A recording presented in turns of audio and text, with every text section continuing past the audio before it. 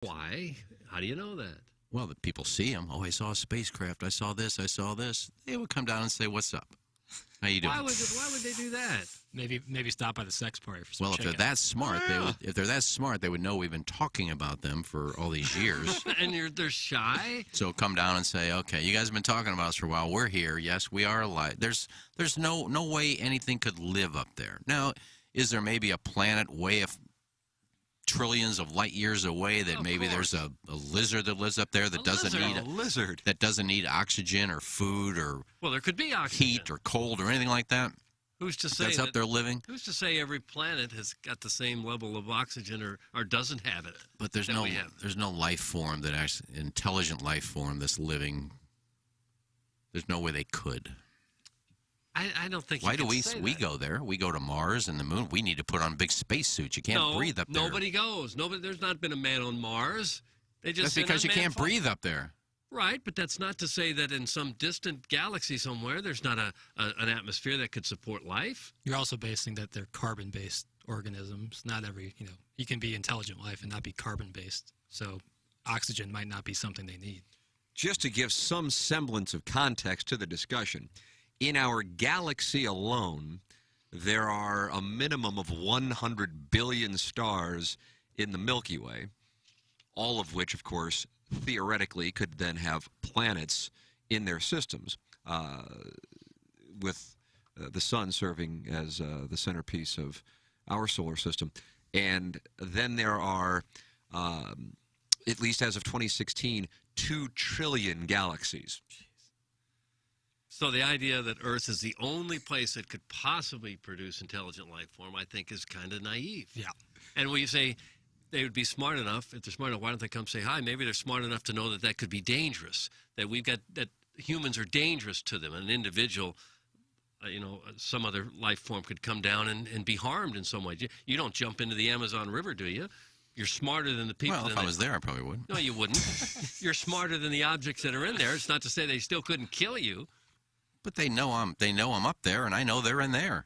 They don't know you're up there. Do you think the piranhas are aware of it? They can see. The piranhas see it. No, the anacondas and the crocodiles and the piranha would have no idea who you are or what you're up to, and yet if you go down there, they may still kill you. They see you. They don't even see you if they're in the river. What, are they blind?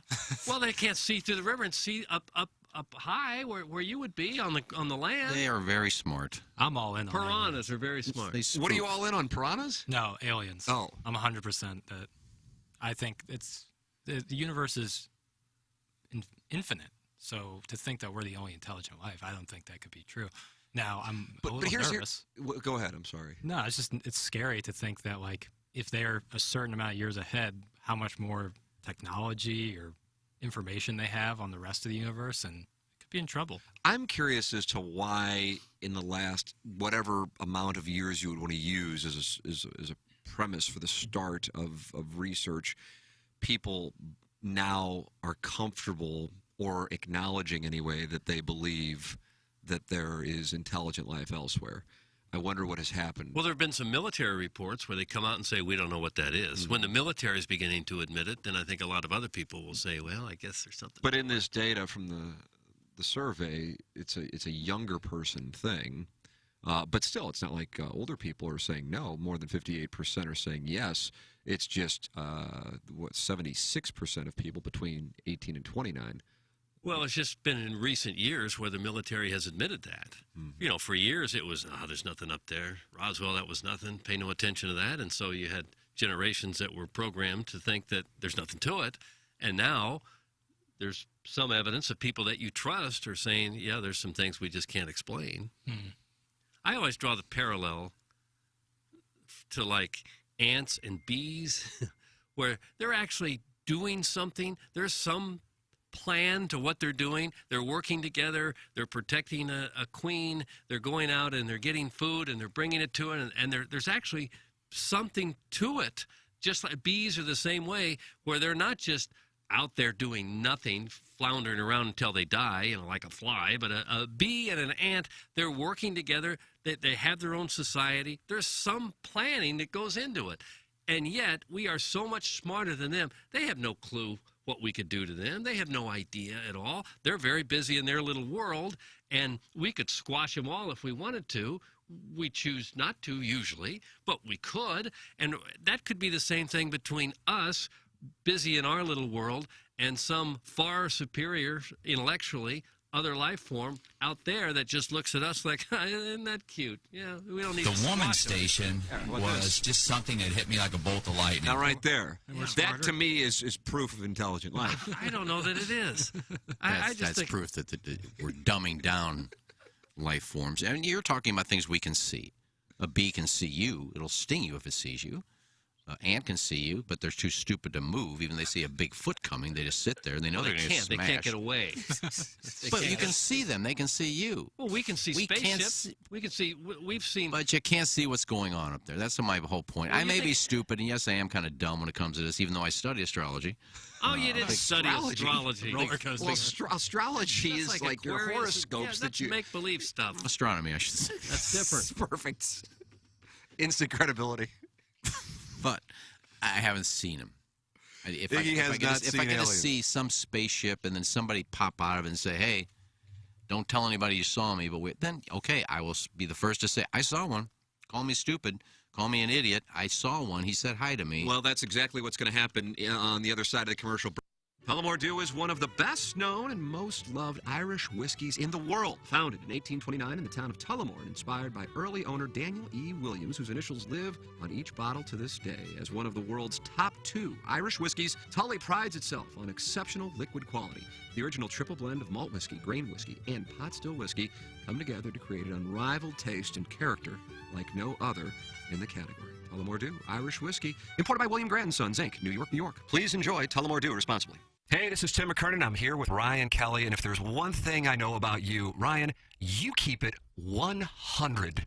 Man, that sounds so good. If you're VA eligible, you can buy a house with 100% financing. That means no money down. And if you want to refinance, you can cash out 100% of the appraised value. That means more money. Our interest rates are always 100 times better. If you're VA eligible, get the loan that you've earned. I'll pay for your appraisal, get you the lower rate, and close your VA loan as little as 21 days. Apply online today at HeroLoan.com. The Home Loan Expert LLC, NMLS number 1326241. Enterprise Contracting is your locally owned and operated storm damage insurance claims specialist in roofing, siding, and gutter replacement and repair. They can help evaluate your home for storm damage from hail and wind that the St. Louis area continually receives year-round. Work with the great Connor Lee at Enterprise Contracting. Give them a call and just mention the Ryan Kelly Morning After on 105.7 HD2 FM at 314-455-5000. That's 314-455-5000. Patio season is quickly approaching St. Louis, and you know that Rosalia's Cantina has the best patio and the best Tex-Mex in town. Rosalia's friendly staff serves up tableside guac, pilot-high nachos, a full array of classic Mexican dishes, and the most delicious house and specialty margaritas. When you're craving a marg, you know the best are at Rosalia's. Enjoy happy hour specials Monday through Friday from 3 to 7, and let Rosalia's cater your next event. Check out rosaliascantina.com or visit the downtown or DePere location today. Time to get your fiesta on at Rosalita's. The first TMA Live of 2022 is coming. Coming. The night before the Dotem pre-party, sponsored by Engineered Design Facilities, May 18th at Maggie O'Brien's in Sunset Hills. Be a part of TMA Live from 7 to 10 p.m. Take part in, or watch, the Lisa Ann dating game, you cuck. Get $16 domestic bucket specials, and don't miss their House Reuben rolls. It's free to get in, so put it on your damn calendar. The night before the Dotem pre-party, May 18th at Maggie O's. Find out more at TMASTL.com. Live from the Michelob Ultra Studios, KPN-TFM HD2, Collinsville, St. Louis. This is TMA All Day. Rise and shine, St. Louis. It's the Ryan Kelly Morning After on KPN-TFM HD2, Collinsville, St. Louis. At the Morning After STL on YouTube and on TMASTL.com with Tim McKernan, Doug Vaughn, Iggy Strode, The Plowboy, and Action Jackson. 9 in St. Louis, you are listening to the Ryan Kelly Morning After on 105.7 HD2 FM, the Potted Plant on TMASTL. And come on in, it's like a singles bar, especially with all the snow out there. I know people are probably staying home. YouTube.com/TMASTL. Come on in, the water is warm. I don't see the YouTube up. Or do we have an issue with that, Peter? Nurse. Hit auto, please. And there it is. No, it's not. And there it is. Oh, yes. Welcome to the Michelob Ultra Studios. Timothy Michael McKernan, Kenneth Iggy Strode. The Plowhawk is on the ones and twos. Action Jackson, Virgin Pringles Sauce Boss. Stock skyrocketing after his Take Me Out to the Ball Game performance yesterday on 101 ESPN. And ladies and gentlemen, filling in for Douglas Elvin Vaughn, a late edition after Jennings had an emergency golf situation in Sullivan. Ladies and gentlemen, back for the first time since, I believe, December, it's Chris Raby. Listen to the gallery. Suck it, dorks. What's Golf up, clap. boys? We got 6 feet coming in. What are you going to do? Do we? No. But if we would have, I'd have been pissed again. Someone who is just wildly throwing darts shouldn't joke about this forecast. And we're underway. Did you see any snow out there? It's treacherous conditions. Do you see any snow? There were flurries. That's why I'm a No, Templeton guy. Iggy, how would you like to address what is clearly snow falling, but from my standpoint, consistent with what your description of snow is, and that it is not on the ground, Wait, at least from what I can see. What's your description of snow? Do you see any snow? How do you define snow? Well, if you walk out in the morning and there's some on your car, there's some on the grass, there's some on the ground, yeah, it's snowing. I see nothing. Yep. Chris is taking a look outside on Olive Road. Yeah, 0. We'll give it a couple And minutes. I said it wasn't going to rain yesterday during the game. It didn't rain, so I don't know. Now, downtown, where I was, there was rain. But you always refer to Maryland Heights as because that's all you know. No, I mean, if you said it rained downtown, I will go by what you said. Well, you could also have seen it on the game, but I know you weren't watching I didn't see the game. I didn't see a second of the game. You got to stop in the 101 studio after a week. I can't get Bally's. What are you going to do? Well, if you say it rained, then I'll agree with it. These people that post pictures of dirty phones say, look at this Dirty rain all phones. over my phone. That's not rain on your phone. does It's that? dirt. Why don't you clean it? That's dust on your phone. Could be horse. But if Tim says it rained, then I'll believe Tim. So It did rain. all right, then it rained yesterday. So I was wrong yesterday. First time ever. But First time ever. Albert Einstein? I'll admit when I'm wrong. You're admitting it. If Tim said it rained, it rained. I don't believe the people on the fan page. It's raining here. It's raining here. It's raining here. How come it rains everywhere except for Maryland Heights? I want you to estimate, It didn't rain yesterday going where I back live. to the start of this calendar year and the move over to this beautiful facility. Have you ever been in this building? I have, You yes. I've given takes before. How have you really? On- 101? On 101's airwaves. You ever seen the text line in there? I haven't. Pack a lunch. Really? It's more like It's like the STL Today comments section in text form. wow, like if the It's olds, if it the is. angry olds got the ability to text, if they became self-aware. Well, they have. I can assure you. From 10 to 11, yeah. They're active throughout the day, as it turns out. really? Oh, yeah. Oh, yeah. They don't take calls, though, do they? They take mic drops. We've taken one from Dotem on Juwan Howard. Oh, I left a mic drop. On our show? Yeah. Oh, really? Jackson, what the hell? When? It's probably 8 minutes Maybe long. a week ago? Was it 8 minutes long? That was a about week ago. 25 seconds. Let me take a look. See if you have it. Yeah, sure. But how far do you think cumulative distance you ventured outside of the sphere of Maryland Heights? Yesterday? No, like since January. Oh, I've You go to the golf course? Well, I guess golf not. course, Belleville. Schnooks, work. But Schnucks is right here. No, not Work far. is right here. I said I've washed How many my times have you left the municipality? I've washed my Munganess car more than I've put gas in it. Munganess sponsor of the 7 o'clock hour, the great Jamie Burkhardt and Clayton Patterson. Also the sponsor of the Daily Fantasy Sports Showdown, StLouisAcura.com and AldenToyota.com, the official automotive provider of the Ryan Kelly Morning After. Go ahead, Iggy. I was there the other day. Oh, yeah? Love those guys. Oh, they're unbelievable. Best of Oh, the I didn't know this. Clayton told me he sold Learn Her car. Oh, Jesus. Oh, my God. What time is it? 7:14. Got it in early. But yeah, for the last 2 Saturdays though, 2 Saturdays ago, I went to Belleville To see Learn. to see Learn's band, and then last Saturday I went out to Golf Galaxy to see PGA Pro Dan, and that is in Fairview Heights. You get the stealth? So yeah, I believe so. We are brothers in arms now. Yeah, God, I hit that ball. Tim, I was on the what do you call it, the shot tracker thing? Trackman. TrackMan. Right.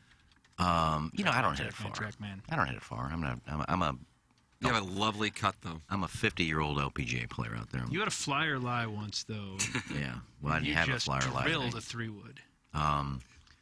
But on the TrackMan, I was hitting the epic that I have, and I was consistently 201, 210.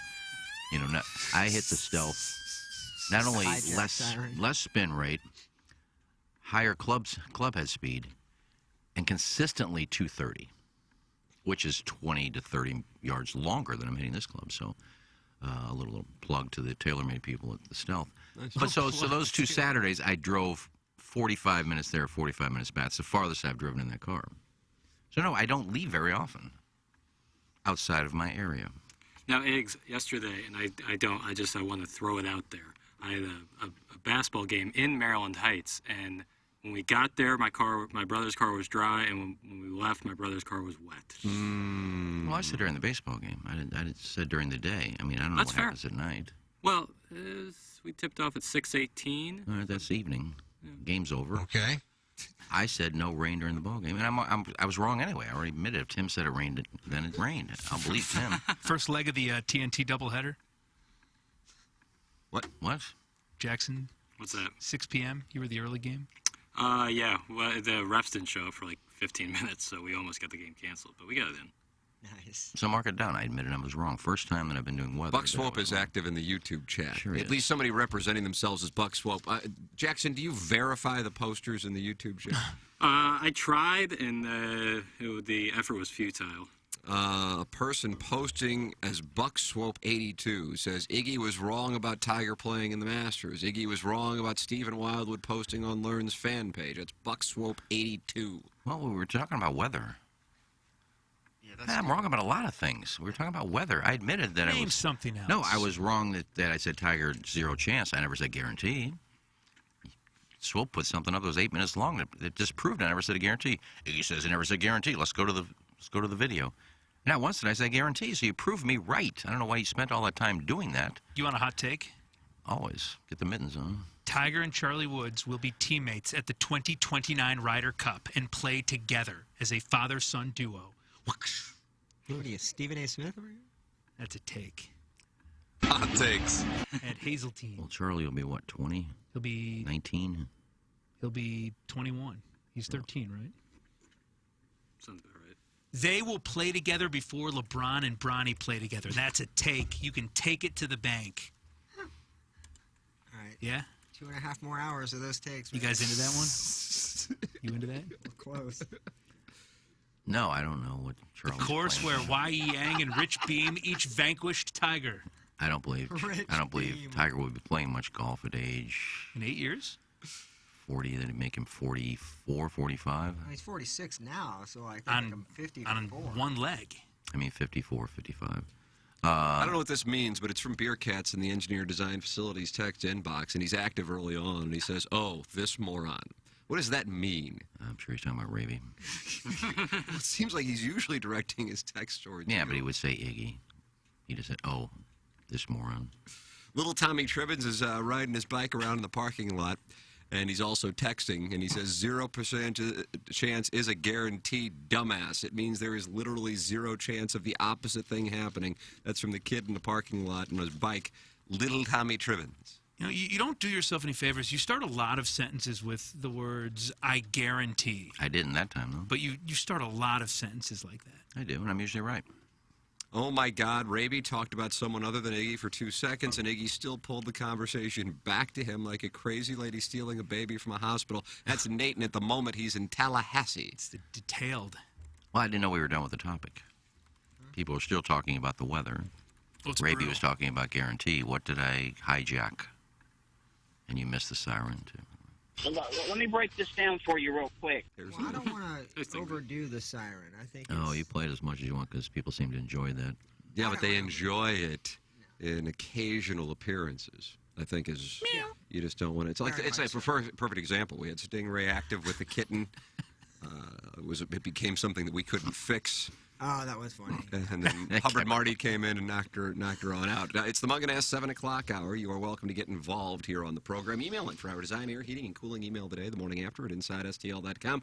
Well, it's April 8th, and we do have snow falling from the sky. Unfortunately, temperatures today will not get out of the mid-40s. It is currently, what do we got here, 34 degrees.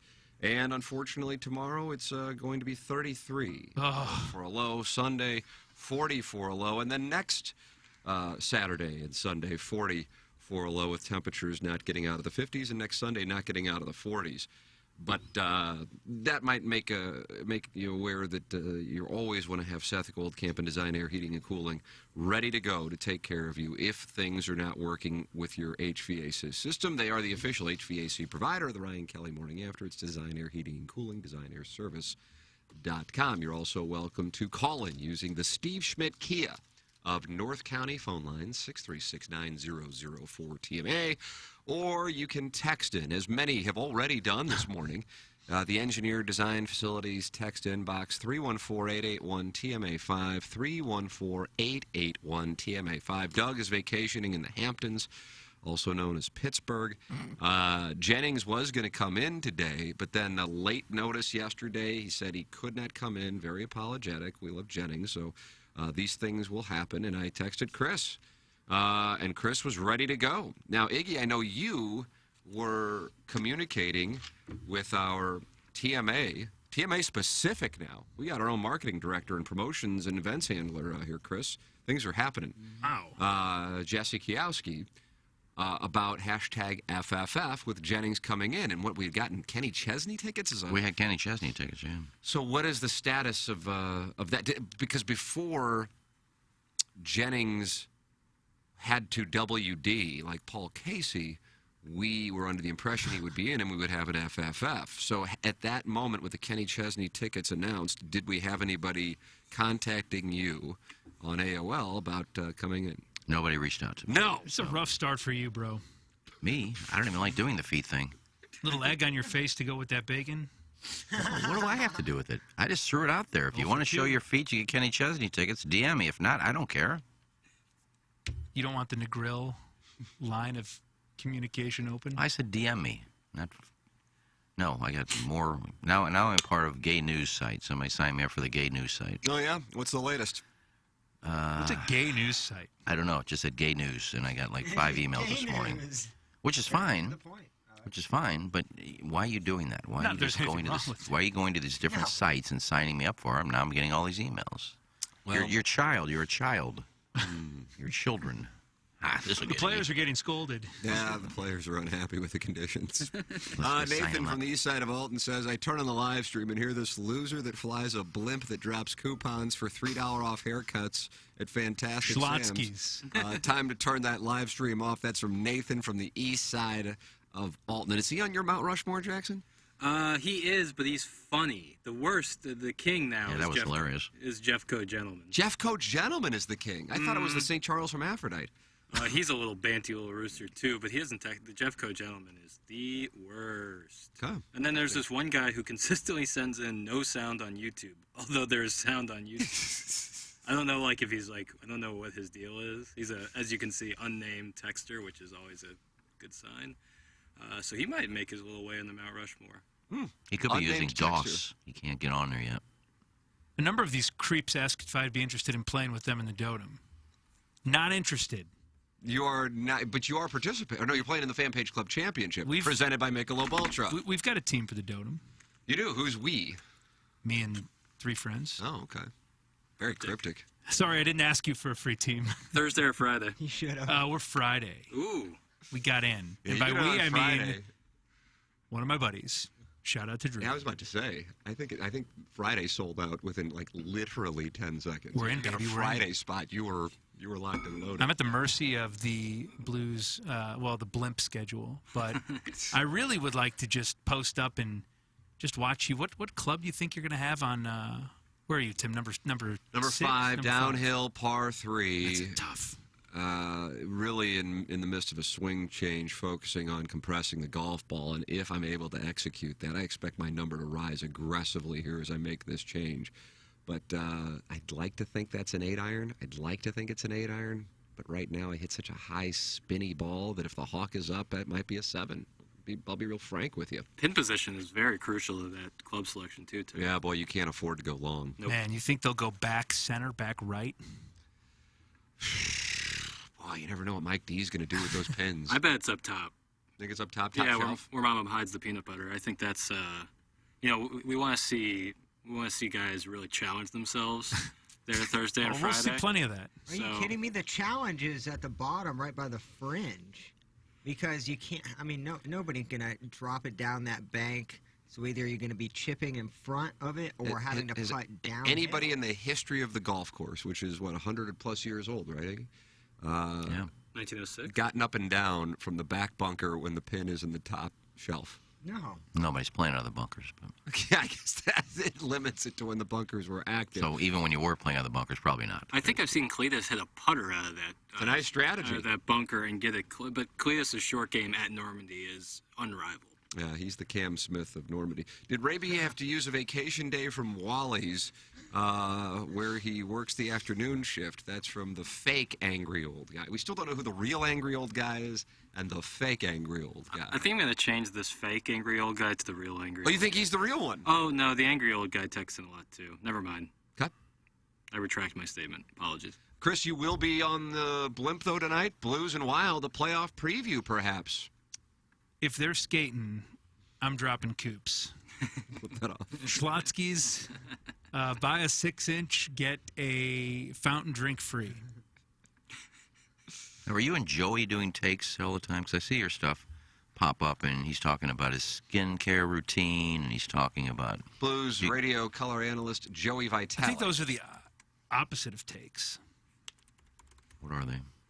It's just... Bits? Pointless meandering. Okay. But is that like just a thing you do every game? You do different topics with Joey? We don't really do topics. We just kind of sit down and...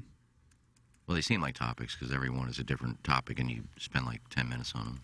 Well, they're clipped. For You're not happy with They're this? clipped. They're clipped for social You media. want a hot take? You want a hot take? I don't spend much time on them. But... They're not 10 minutes either, because I don't think you can put a 10-minute clip on Twitter. You cannot. I think they're about 90 seconds. Well, I don't get that far anyway, so. Wow. Rats. The one Blues game I've been to this year, I was watching you and Joey up on the jumbotron. I was proud. We were slanging some takes maybe in between periods. I was laughing. Big Joey fan. Yeah, he's good. He's I'm a big good. fan of yours too. You know that. I'm a big fan of yours, Iggy. It's very nice. This is a treat to see the Plowhawk in action. This is like watching. Have you ever worked with the Plowhawk? Never once. Wow. I've been accosted from afar at spring training, but this is this is like getting to jealous, Raby. Jealous, Raby. Getting to lay eyes on Picasso putting brush to canvas is I appreciate to watch Plowboy. I was shocked when I saw you come in, and it is amazing that I've done the show for like 8 years. We've never actually done a show together. But I feel bad that I accosted you. I'm really trying to. It's like when a dog pees on a tree. You're trying to assert your dominance. It is kind of what you were like down there. Yeah. Well, yeah, that's true. Well, you were on your furlough when Raby spent most of his time here. Yeah, that's correct. It was a decision that I had to make, and just something that was best for the show at the time. I think my favorite moment in recent history was the reaction of Greg Warren to watching Darren crack open a pizza Lunchable and go to work. And it's that's an 8 o'clock tradition, unlike any other. To watch a pizza artist, essentially straight out of Italy, go to work inside the studio. I think he was impressed. Like I said, I can eat, a really nice, lavish Chicago-style pizza. I can doll up a Jack's. I can do a Red Baron, or I can make a Lunchable. Get you a guy who can do both. Yeah. Maybe you'll be in his show this weekend. You have Jim Gaffigan has the Hot Pocket routine. I really want to go to his show. Maybe Greg turns your little pizza thing into a bit. Greg is amazing. You can watch the segments on youtube.com/TMASTL. Subscribe to the YouTube page. More than 3,800 friends of the Feather have. Subscribe. And Jackson and the Plowhawk post clips throughout the day. And you can watch live or go back and watch live, watch the live broadcast later on in the day. youtube.com/TMASTL. And, of course, download the Morning After STL app. And check out the merch at tmastlshop.com. That's where I'm going to go right now. And Jackson, we have our shirt of the day is the Dotem Golf Tournament T-shirt, available in gray, available in red, available in navy. Also, blues, blue, green, and charcoal. 20% off. You don't even have to enter a promo code. You just get 20% off for our tmastlshop.com shirt of the day. And, of course, all kinds of other shirts. And today, I believe Jackson and the great Mike Flanagan are hashing out the golf shirts. And so those will be available shortly along with hats. Yeah. So there it is, tmistlshop.com, 20% off the Dotem T-shirt for today. Iggy, you did not watch any of the Cardinals opening day, so I assume you have no takes on yesterday's festivities? Couldn't find it. I was, well, I don't have the Bally's app. I was keeping track of it. I was watching the box score, and the thing that popped out to me was that... So this is a box score take. Yeah, but I was following it. And before the Cardinals bottom of the eighth, it was 5-0.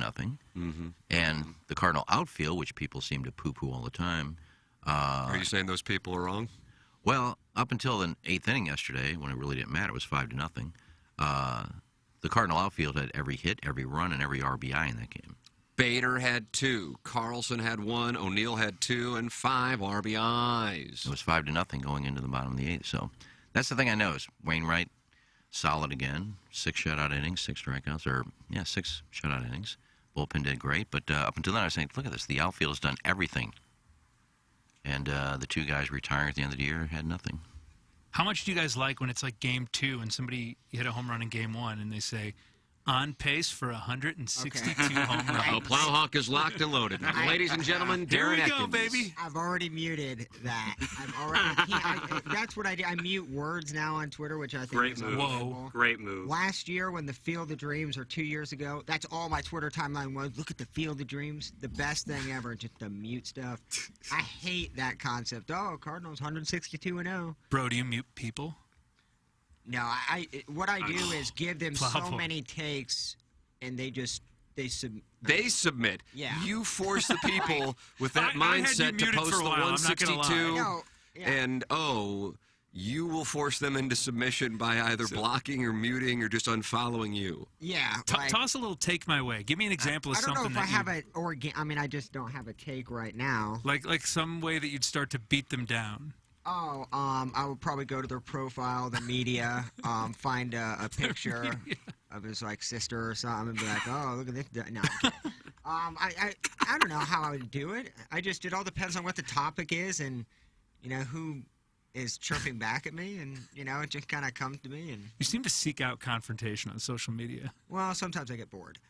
And it's a good stress reliever sometimes. I like to go to the Cardinal Nation fan page. I thought that was a great one. What goes on there? Oh man, you is that the thing that the Best Fans in Baseball Twitter account pulls from? Because that seems like is it? Okay. It's like the people that can't figure out how to text into 101. Yeah. Is it Cardinal Nation 24/7? Oh, yes, and I love the admin to it. Me and him are actually very cordial, but he lets me, he gives me that leeway, which I like. But yesterday I just posted, is it really true? Or do the Cardinals have the best fans in baseball? And the comments are all very serious, and I think that's fantastic. I saw someone was not happy with the left field wall on that page.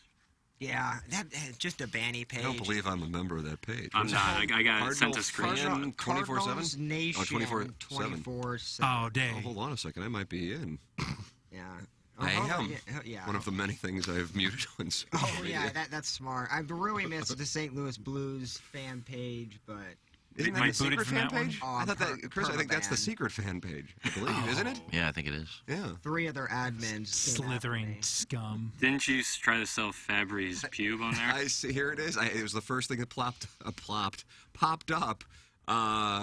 Is it true? Are we really the best fans in baseball? Posted by Darren Atkins 22 hours ago. So in the midst of running the board, this was posted. Correct. Yes.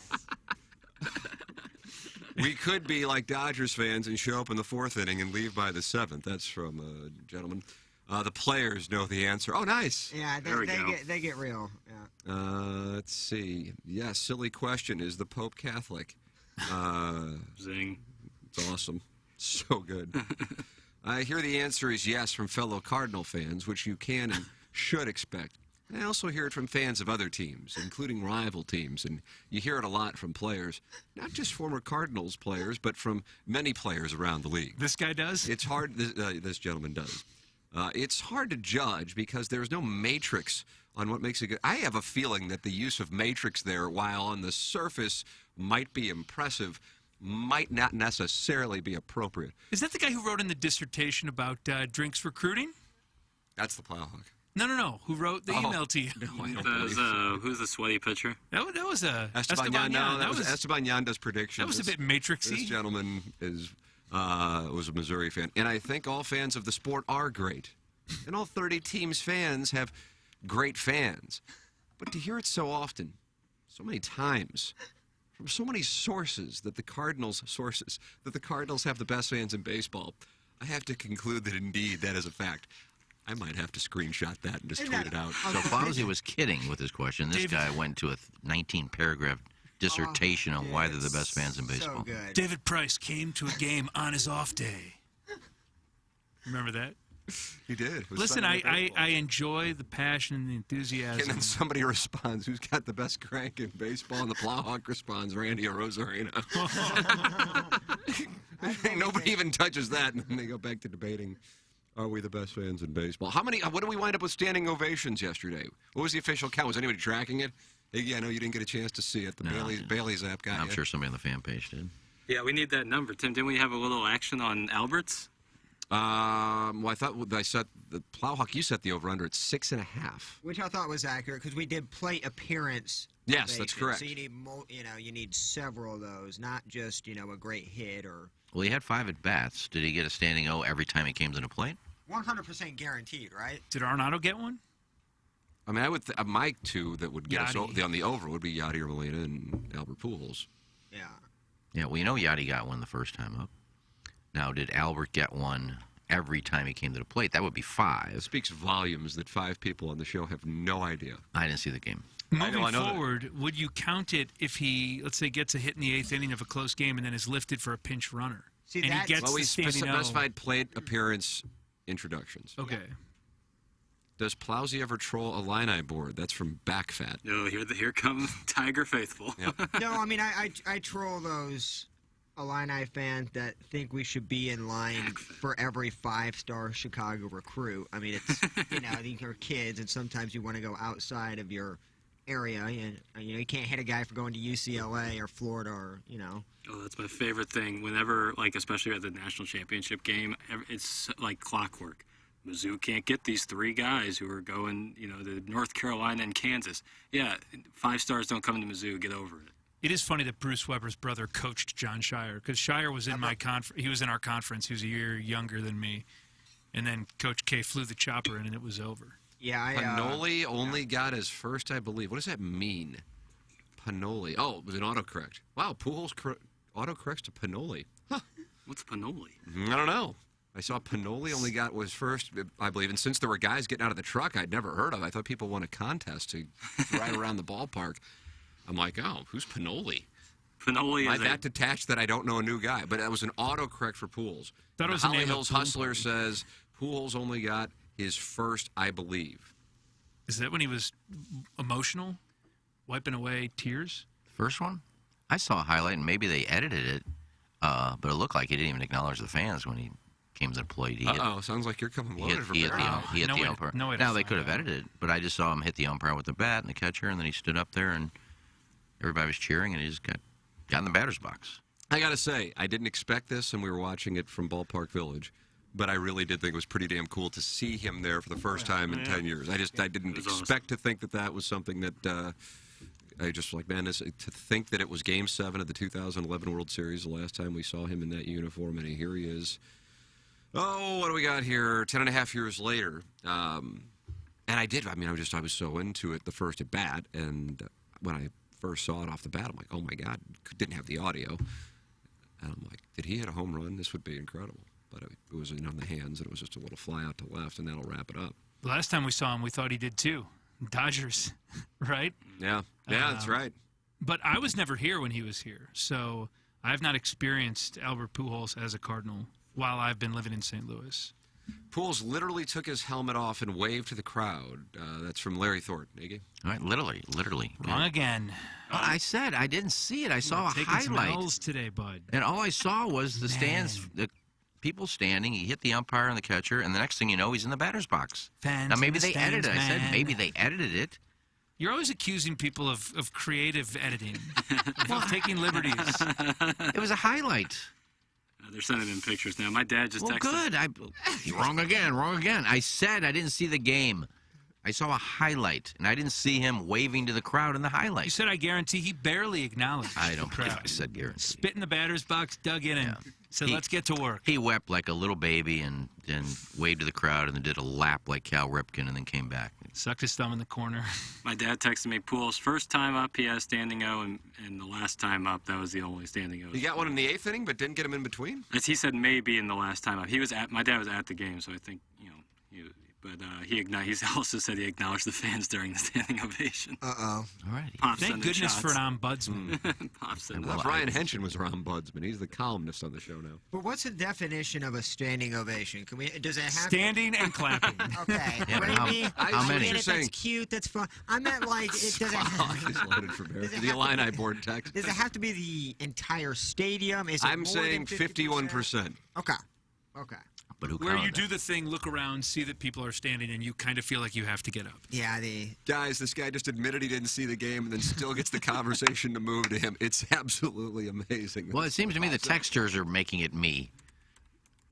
All I said was I didn't see him acknowledge anything in a clip I saw. And now the texters are making it about me. I can't talk about the game. I didn't see it. I can tell you what the box score said. Ooh, I think I did that. My dad sent another shot. He said there was barely anyone there in the 8th, so it was hard to tell. Thank goodness, a fact. Well, it's because of the rain, right? Right, and I mean they were up by so much, and it was freezing. Yeah. It was so effing cold. It got cold so fast. Like, where were you, Plowhawk? No, I was just at home. But I was out with the dogs like 6:30. I'm like, oh, Well, the game was over by then. What was the scene like at Ballpark Village? It was a pony. Yeah, it was packed. Absolutely packed. We had a Hubbard party there and a bunch of clients and just was hanging out and having some libations. And went outside, and there was like a wind tunnel. And the wind was coming out of the north, too. So, I mean, it was just brutal. And then I was talking to some people who were there, and they're like, I was there for a couple innings, and it was so cold. If you were in the upper seats, it was so cold that they had come back over. Yeah, I saw the Hawk Michelle. got you. The Hawk, the old Hawk. Like a breezeway there. I was talking to Michelle Smallman on the way in. We took the elevator up. And she said it was just packed, and everybody was having a good time. But she said it was cold. Everybody's got jackets and stocking caps on and gloves. And Mad Dog looked like he was coaching in the winter. My dad said that people left because of the rain. Well, I haven't minute it rained. Oh, I'm not saying. He said that's the reason there wasn't that many people in the 8th. Just the platinum I don't sombrero think early on. Jackson's father was taking a shot at you. I doubt that's what the case was. He was just making the observation that people left because of the rain. Tim, I'm going to disagree. You think Jackson's father was taking a shot? Pew, pew, pew. He'll shoot from the hip every once in a while. he saw it. It was just there. Nicky, maybe the key is to not comment if you didn't see something. You didn't watch the game, so don't be a hot take on a highlight. Thanks. That's from the 314. You're just a tiny little takesmith. I just went by a clip I saw. Hey, Leatherface, how does it feel to be wrong about literally everything? It's snowing out, Tigers top 10, and you're still breathing and licking the microphone. Harrison's Whatever, dude. That's tough. And you see where my face is, right? And nothing under that quarter zip. Micro there, and I'm right here. Yeah. I can't get past that. Guys, the tribute video to the 3 was good. With John Hamm voiced that, I believe, right? You think he's getting tired of getting called every time they want to do something with the St. Louis? You know, I listened to his podcast with. What are you doing, Chris? You doing the Johnny he gets Manziel? paid. Yeah, but I mean, you know. I mean, I can't imagine it really impacts his life in any way. I think he just likes to do it.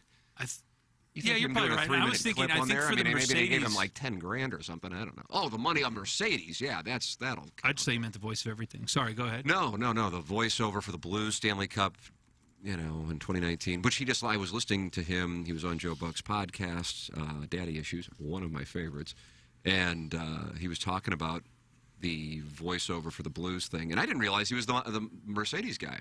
I wouldn't have known that until listening to that podcast yesterday, driving around downtown. And he said, yeah, and I've got one coming out for the Cardinals with Pujols, Molina, and Wainwright in their reunion. And that's what they revealed yesterday. Otherwise, I wouldn't have known it was him. It's funny, like, trying to piece that together. I did a little voice spot for BMW of San Antonio. So if any of you guys are down Riverwalk Way, oh, yeah. Did you really? Yeah, I've been doing some. And it's funny because I'll, It's got to be the easiest money ever, isn't it? It's the greatest. Do Oh it from my home. God, I got a studio. That's glorious. How the hell did you get that? Was approached by a company agency and just do them. It's kind of like Cameo, except I actually get my money. Do you have an agent? I don't. No. And a lot of it is going away from that because a lot of places during the pandemic and to save money aren't patching people in, and it's do it from home, do it yourself, and it's almost like there are some sites that are almost like Uber, essentially, for voiceover stuff. There's a bunch of people up there, and you pick what you like, but yeah. How's the Cameo going? You cucked anyone lately, bro? Yeah, I How's did. the I cuck almost missed it because I forgot. Because I have 4 days to do them, so I look and I say, I got 4 days. And I really had it down to like 5 hours. I had to get it done because they give me a reminder. 5 hours left? I forgot about it. What were you possibly doing that you couldn't be bothered to I just forgot about it. Crack off a quick cock? Normally I'll do it right away. Normally I do it right away, but it didn't. Yeah, this guy... Crack a cock! This guy wanted me to cuck his friend who was His buddy? getting married. The bachelor party was in New Orleans, but he was getting married in India. Ooh, nice. Is this real? And I kind of went that way too, Jackson. I said, why are you going all that way to get married when she doesn't even like you? Oh, yes. I said, you must have a good job because she's marrying you for that. She can't be marrying you for your looks because you're good in bed because you really do suck. So you're going all the way to India, spending all that money. I said, well, her parents are paying, so. I said, she's probably got something on the side in India. That's why they're going there. It was just a terrible cock. That would be like an international. What if they called off the wedding? That's a cock. I feel bad sometimes. I don't know these people. What if? That's the cuck life, bro. Yeah, That's the Cameo life. Doing business. You don't choose the cucky, you just supply the cuck. I turned one down last week. I can't do this, man. You want me to go so far overboard with this? I can't do it. It's like Lil Durk saying he turned down $400K to play the United Center. So yeah, I did one the other day, but they kind of dribble in here. How many you got in the cuck queue right now? None. I just finished the other one the other day. You seen any of that cuck cash?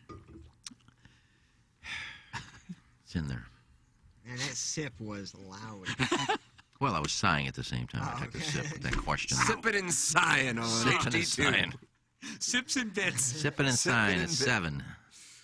Guys, it's good to hear that Smallman can confirm opening day was packed. Thanks for the update, Boots. It's from the 314. You should tweet that out. Well, Ballpark Village was packed. She's like, actually, I just get on the elevator, then get right back off. That's the thing I do. The point was that I don't know if somebody texted or not, that Doug said nobody's going downtown. I just verifying that the Ballpark Village was packed and everybody People was were happy. saying people weren't going to go downtown yesterday? Doug said that? No, doesn't Doug say people are afraid to go downtown nowadays? Well, I do think there is truth for that for a portion of the population, but I don't think he was talking about opening day. Well, we were talking about other things. We were talking about how everybody was happy and You were at the It's a long ride. wouldn't it be now? Well, we were down in the basement, so we had to go up 2 floors. I just took that elevator. And you were on the first floor. We were in the bottom level. So you're saying, Chris, are you suspicious of the content of this conversation, considering it's a 2-floor elevator ride? So and it seems like a lot of topics were hit. I'll bring Michelle in at the break. I have a feeling Michelle Smallman wants nothing to do with walking into the studio. Now, Randy Character will make a little friendly neighbor drop by. Michelle Wilson goes around to avoid the studio. Plock, you having a treat, bro? Yeah, Nutrigram bar, but I've actually seen her go the long way. It's an extra minute and a half to go that way, and she will do it. Yeah, you can't blame her. But yeah, Randy will drop by, a little friendly neighbor. So what else was in your rap sesh on the elevator? Well, first of all, I was out smoking in the lower level. I know when I she could was smell coming it up. when I got on. God almighty. Yeah, well, Plowsy gets in there too, and other people smoke her in that elevator. He's so mad Jay's not here. You should maybe record a podcast in that elevator. So we were, and then we were talking, and then you have to walk through the door and go through 2 other doors in the hallways. We were chatting to the elevator. Pepper entrapped you. And we were just talking about, she said how... This isn't my topic. She says it was good to see everybody so happy and smiling. I said, yeah, wouldn't it be nice if people like that all the time? In the stands. So we were kind of talking about people being nice to each other. Kind of a... It was a kind of a deep state of the... State and then of we the got out, world. and she goes, who are you again? She said that was a long ride. I love when Fidel Bootstrode gets backed into a corner. He drops a lie and then pivots to something totally asinine to deflect attention and fight his way out. The Holly Hijacker strikes again. That's from show columnist Brian Henson. What was I lying about, Hench? Shout out, Hench. Again, you guys call me liars, but what was I lying about there?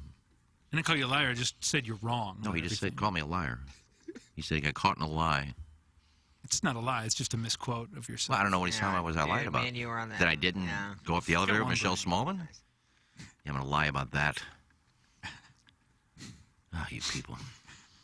257 friends have gathered to talk it over in the YouTube chat, youtube.com/TMASTL. You can watch, you can subscribe, and you can enjoy the presentation at your leisure. And you can go back and watch it anytime. Just put it on your television. That's the move. I mean, just watch it on while you're sitting there working at home. I would imagine people have snow days today, so you can settle in. You got the Masties on your phone, and you got us on your television, or vice versa. Either way, you can't go wrong. It is all presented by our title sponsor, longtime title sponsor, Ryan Kelly, the home loan expert, who is at Augusta National. God bless him. Ryan Kelly, the home loan expert.com, title sponsor of this show. And if you were going to be buying a home this year, get pre-approved with the homeloanexpert.com. I did it last year, so I can speak to it firsthand, how easy the process is. And everybody knows how important it is if you are buying a home to be in a position to buy the home, because if a home goes on the market, about 10 people are chasing after it immediately, it seems. That's just the way that it is, so make sure you're pre-approved, because you got to be in a position to compete with other buyers. TheHomeLoanExpert.com. Get pre-approved with our title sponsor, TheHomeLoanExpert.com. Ryan Kelly. We're in the Michelob Ultra Studios. Michelob Ultra, presenting sponsor of the Dotem.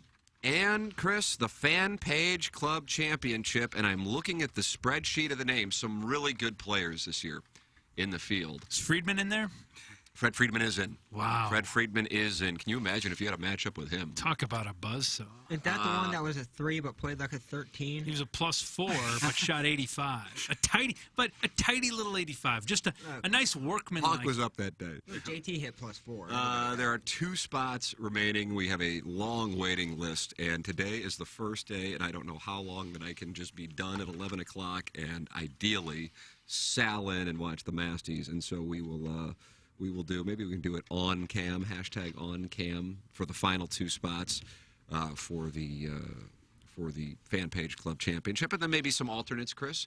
Teeing off May 1st at Gateway National. Tee times in between 11:30 and I believe 1:30 at Gateway National. And Iggy, we want to do a drawing for the matches at some point, for the brackets, I guess. Yeah, I think we should do a blind draw.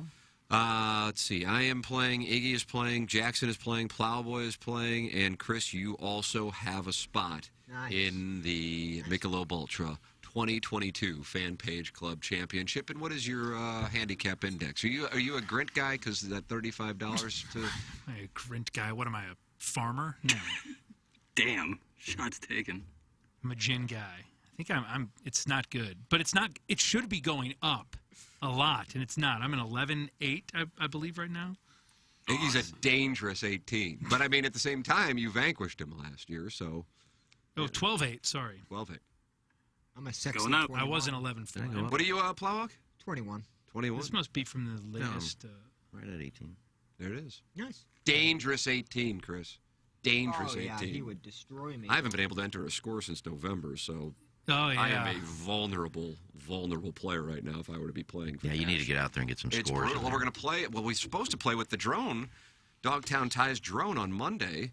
But, Iggy, what are you seeing here? Now, I see a high of 73. I mean, you want me to get Sunday Templeton looks on the wonderful. horn? That's going to be warm, but But thunderstorms, it looks thunderstorms are moving in over the weekend.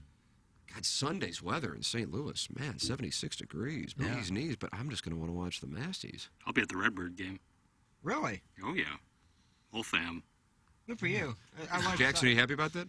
Yeah, sure. I'm going to 3-bet him right here. If no, I am. I love watching the Masters, don't get me wrong. But it's fine. Here comes a 5-bet. Doesn't matter. I'm deep stacked enough. To go to the game with more chips. my family, including my nieces, who I've never been to a Cardinal game with, it's going to be really cool. So It's going to be really cool. And I just shoved her all in. Family first. Family first. I'm sorry, Tim. I'm going to have to take that pot down. You were complaining to me about going to the game a couple days ago.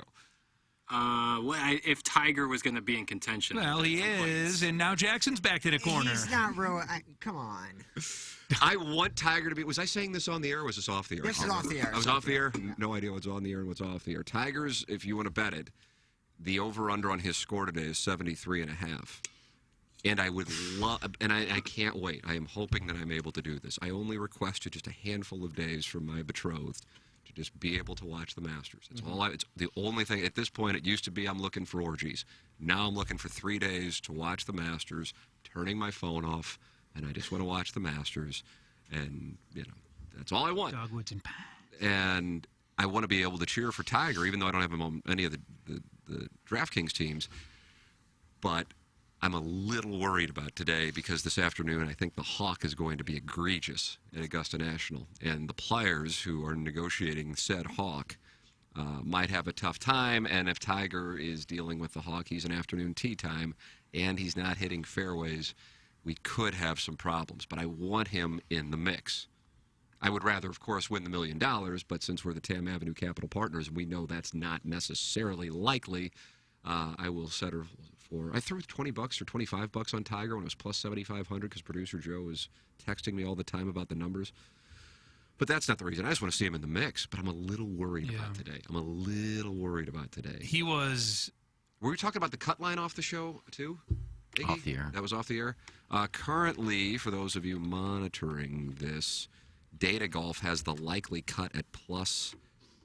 It's basically a coin flip between +3 and +4 at the moment, for the record. +2 is 12.7%, +3 is 36.5%, +4 is 35.7%. I think the actual number at the moment is +2, but this is based on projections and the expected scores today.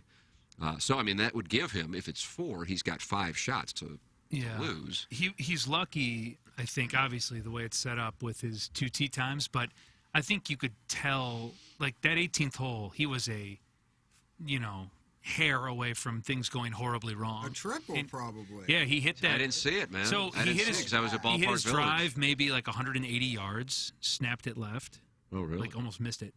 Then hit a really smart punch shot out, hit his next shot to 15 feet and drained the putt for par. That's right. I did see the but highlight he was of the right on the edge. Well, most of the day it was like that. I mean, But it still looks like PJ Pro Dan tweeted me a video of a guy who I guess is like a golf coach, writer, who waited all day on 16 and was literally right behind him, like as close as you and I are, Iggy. And the swing it's still just like mind-blowing what it looks like. And I just wonder how he's going to feel today, how he's going to do walking. He was talking about his treatment, that he was essentially going to be up all night going ice bath treatment, and then he said, then we get ready, we go cold, we go hot, then we go explosive. So I don't know how his leg's going to react, but yeah, and he probably didn't get to warm up. Obviously, he didn't get to hit balls after the round. Yesterday, he said his warm up yesterday was terrible. bad, yeah. But I watched the round, and it just seemed to me that he played to not make mistakes.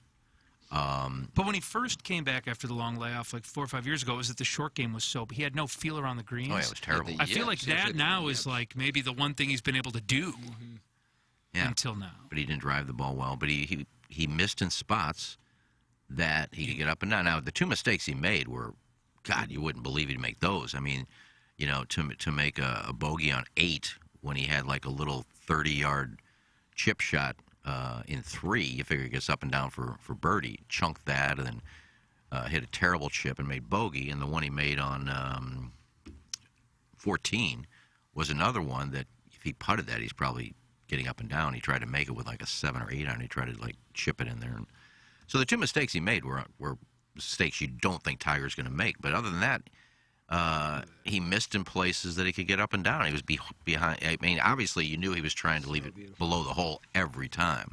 You look at that, just how perfect that is. I mean, to be that close. Yeah, it's just he looked like a 90-year-old man at sometimes walking yesterday. But what do you expect? So that's the thing. I'm anxious. I mean, listen, I'll be pulling from this afternoon in a major way, but the conditions this afternoon are supposed to be rough with gusts up to 30 miles an hour, and we'll see how. And the tough thing about that golf course is when you're with all the elevation changes at certain points on the course, you're at the top of the golf course, so to speak.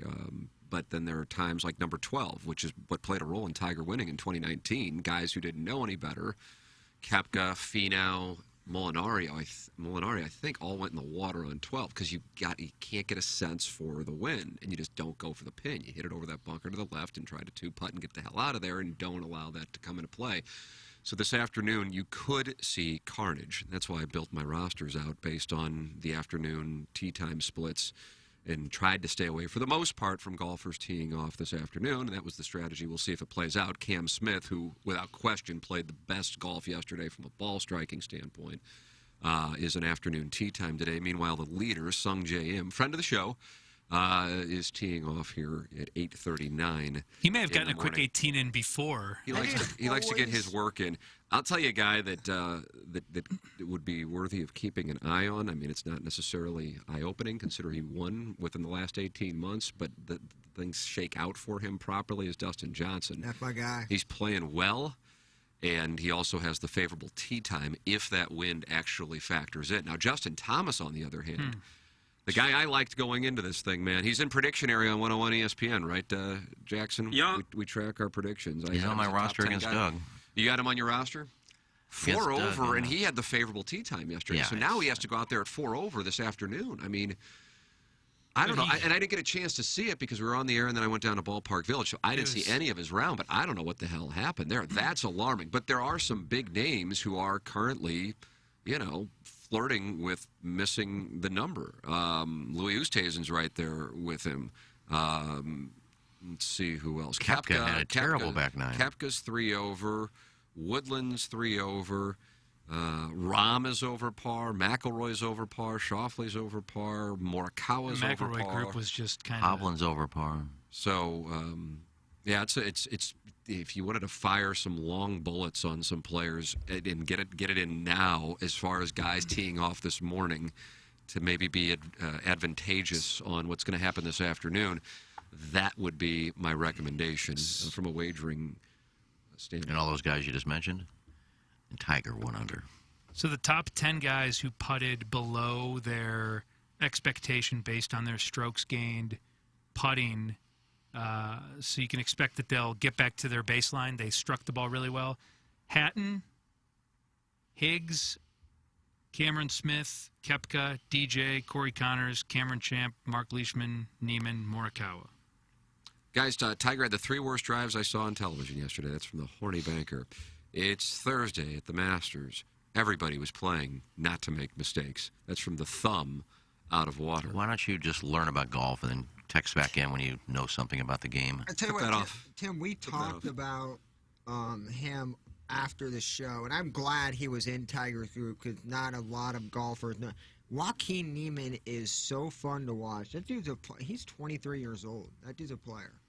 He's a ball striker, too. He's got your frame, Plowhawk. Yeah, it's just those small crank guy. I don't know. That's a tough one to judge on the crank status with him, but he is so fun to watch. Yeah, man. Chairman Ridley addressed it. A boys large shirt. He could get away with it. JT could, too. I mean, Yeah, he goes JT's with real a short small sleeves. He's little tiny. Guy, yeah. Guys that hit the ball poorly but putted over their expectation yesterday, lucky. Guido Migliozzi, your guy, Iggy, and Min Woo Lee. Friend of the show also. Two guys were up on a leaderboard that I said you won't see him come Saturday.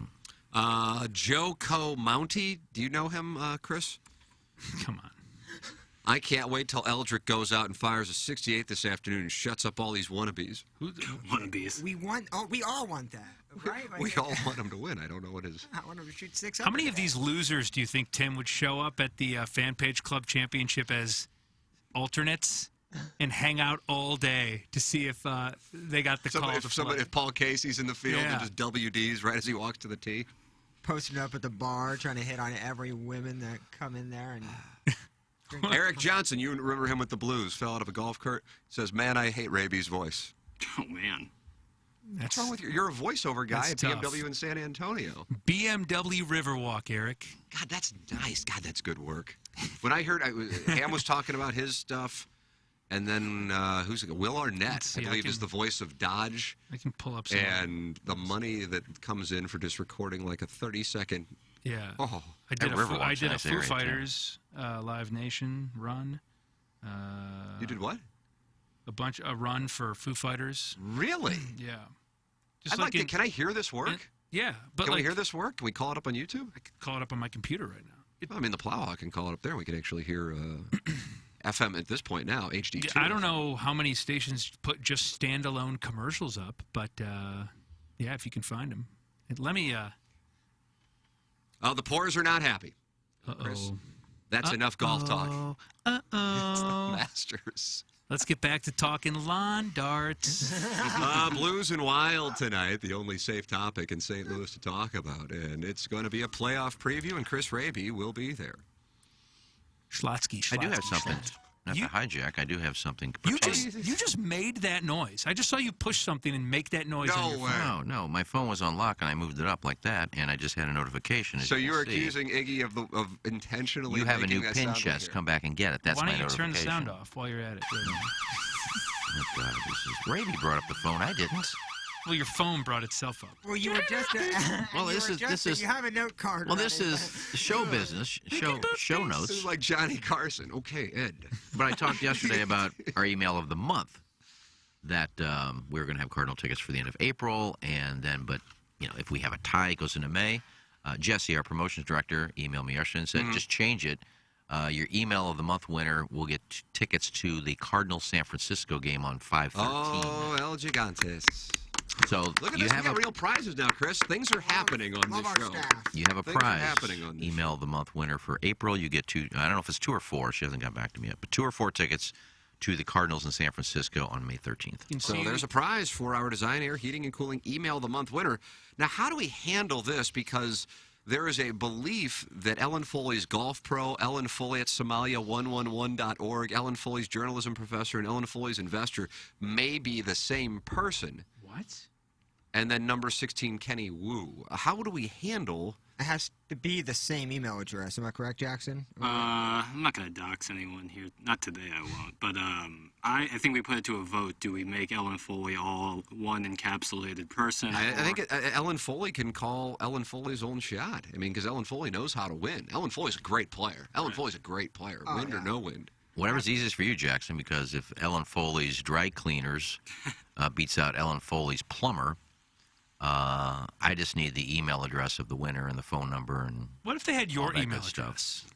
Oh, if coming from inside the room. Negril. Well, EF. I can't win. EF knows that. I don't know if he or she. He can't go to the game anyway if he wins. Well, I don't know. I don't know about any of that, but I do know that. I don't know if they're not necessarily interested in the glory; they're interested in the craft. I believe that's the case. So I don't know if he or she cares really. Yeah, some of these people are not necessarily interested in growth. They love the fans, not money. They're is artists, what you're saying. They're Yes. yeah, truly they love the fans, not the money. So it's up to Ellen Foley proper. All right, Ellen Foley, you make your own call. Skip Berkmeyer texting in, second best amateur player in St. Louis, next to, obviously, me. Love it when a guy who couldn't break 200 at Augusta is complaining about Tiger playing safe and not to make a mistake. And by the way, I love the Masters talk. That's from Skip Berkmeyer. Are you talking about me? I think he was saying love the guys. I apologize, because then it would make it sound like it was directed at you. No, he's not. No, I definitely. Who is he talking about then? The texter? Probably the texter. Oh. Yeah, because when I say he played not to make mistakes, if you know where he's leaving the ball. So I mean, there's guys that who made mistakes. What you don't shoot at that pin. No, I'm gonna go with the pin. I'm gonna be 30 feet over the flag, and now I got a downhiller that I'm gonna put 20 feet by. I think if he was Tiger leaves it under the hole, even if he's short of the green, he chips it up That's to the 4 thing or 5 about that feet and golf makes it. course. The only place he is probably at this moment able to win at this moment. Now, it might change. He might continue to improve health-wise.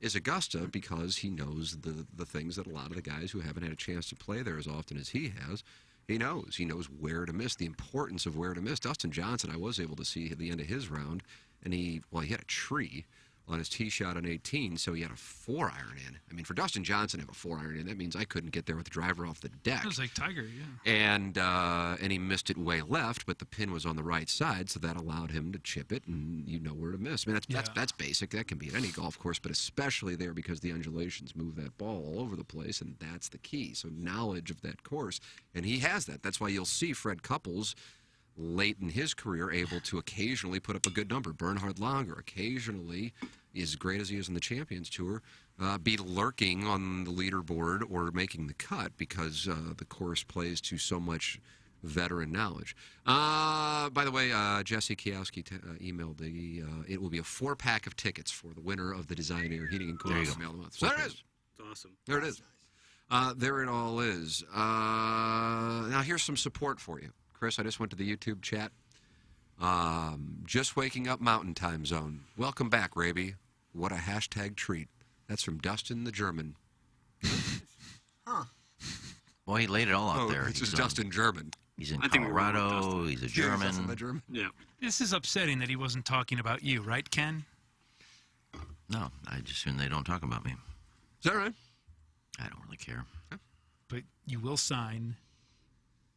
I always sign. Pose for photos. I don't turn anybody down. Why would you when you look like that? I didn't know it was last act optional today. The dress code. This isn't last act. This is a pretty old polo, actually. No. Yeah. It just feels like itchy with no undershirt. It's very comfortable. It's so weird, man. I don't know the material, so I can't be. When I wear a sweater, I just get very itchy. comfortable. Jackson, were we on the golf course when he revealed that to us? Yeah, because it was hotter that day than I anticipated. He said he couldn't take it off. And Ravy said, why don't you just pop that quarter zip off? And he said, I have nothing on underneath. And I said, just, rock it topless. I could have wear a Normandy, so I could have. Harry Higgs it. No, I think this is a Westboro. All right, when you wear which would have pants. been interesting. It was a gateway. You wear pants, okay. And whether you wear briefs, boxers, whatever. But what about the rest of your legs? Do you have anything on the rest of your legs covering up all of your legs? Yeah, but your balls I are wear the tights. nipples of the lower torso region, so that is covered. Your balls are the nipples of your lower torso region. Is that what I just heard? Sensitive. Not you don't want to reveal them all of the time. It's very similar. Or any of the time. I agree. Do you wear long sleeve T-shirts when you wear that, or just what's the difference? You got nothing covering your arms. I get what you're saying. I understand that. To me, like the nipple area, I need some sort of covering, some sort of support. Now, everything else, I could probably wear a belly, little workout shirt underneath. That's fine. As long as my nipples are covered, I think that's all that's important. So I'm with you. I don't mind not having my arms covered up with a... That doesn't bother me. My nipples don't get erect when I don't wear a T-shirt. I think a sweater, though, is also made to be... It's a layer, made to be taken off. And you, sir, are bound by the shackles of... Why would I be taking it off? It's 35 degrees and it's cold. So why am I going to be taking it off? In general. I don't know why people worry about what I wear under my shirts. Because it's creepy. I think I have an idea here. Iggs, you wear this quarter zip zipped up to the top, whereas some people wear it a little bit open. And so if it was a little bit open, you might want a T-shirt under there. Well, if I wore it open, I would wear something. Right, exactly. I'd wear another shirt under there, but I don't. Exactly. It's like a turtleneck for me. I'm strictly a nothing under the dress shirt. I am going to take control of the program real quickly, and we will throw it to a break, close out our Munganast 7 o'clock hour. You can send your emails in for the Design Air Heating and Cooling email of the day, the morning after at InsideSTL.com. Design Air, the sponsor of our email of the day. Appliance Discounters, the sponsor of our 8 o'clock hour. Appliance Discounters, your hometown appliance source featuring major brands like GE. It comes up next. We close out our Munganast 7 o'clock hour here on 105.7 HD2 FM, the Potted Plant from the Michelob Ultra Studio. For the entire month of April, the Post Sports Bar and Grill is donating 10% of all sales across all their locations to UNICEF to help children and families affected by the war in Ukraine. Make plans to visit your favorite Post location and check out over 15 brand new menu items, including 4 new cheesesteaks, smash burgers, firecracker cauliflower, and Beyond Meat options. Don't forget, the Post is great for groups. Order boxed lunches or have the Post cater your next event. Donate directly to UNICEF. Check out the daily specials and the new menu at thePostSportsBar.com. I'm going to give away my copy of Chris Santilli's book, The Naked Truth About Hedonism 2. Cut it out.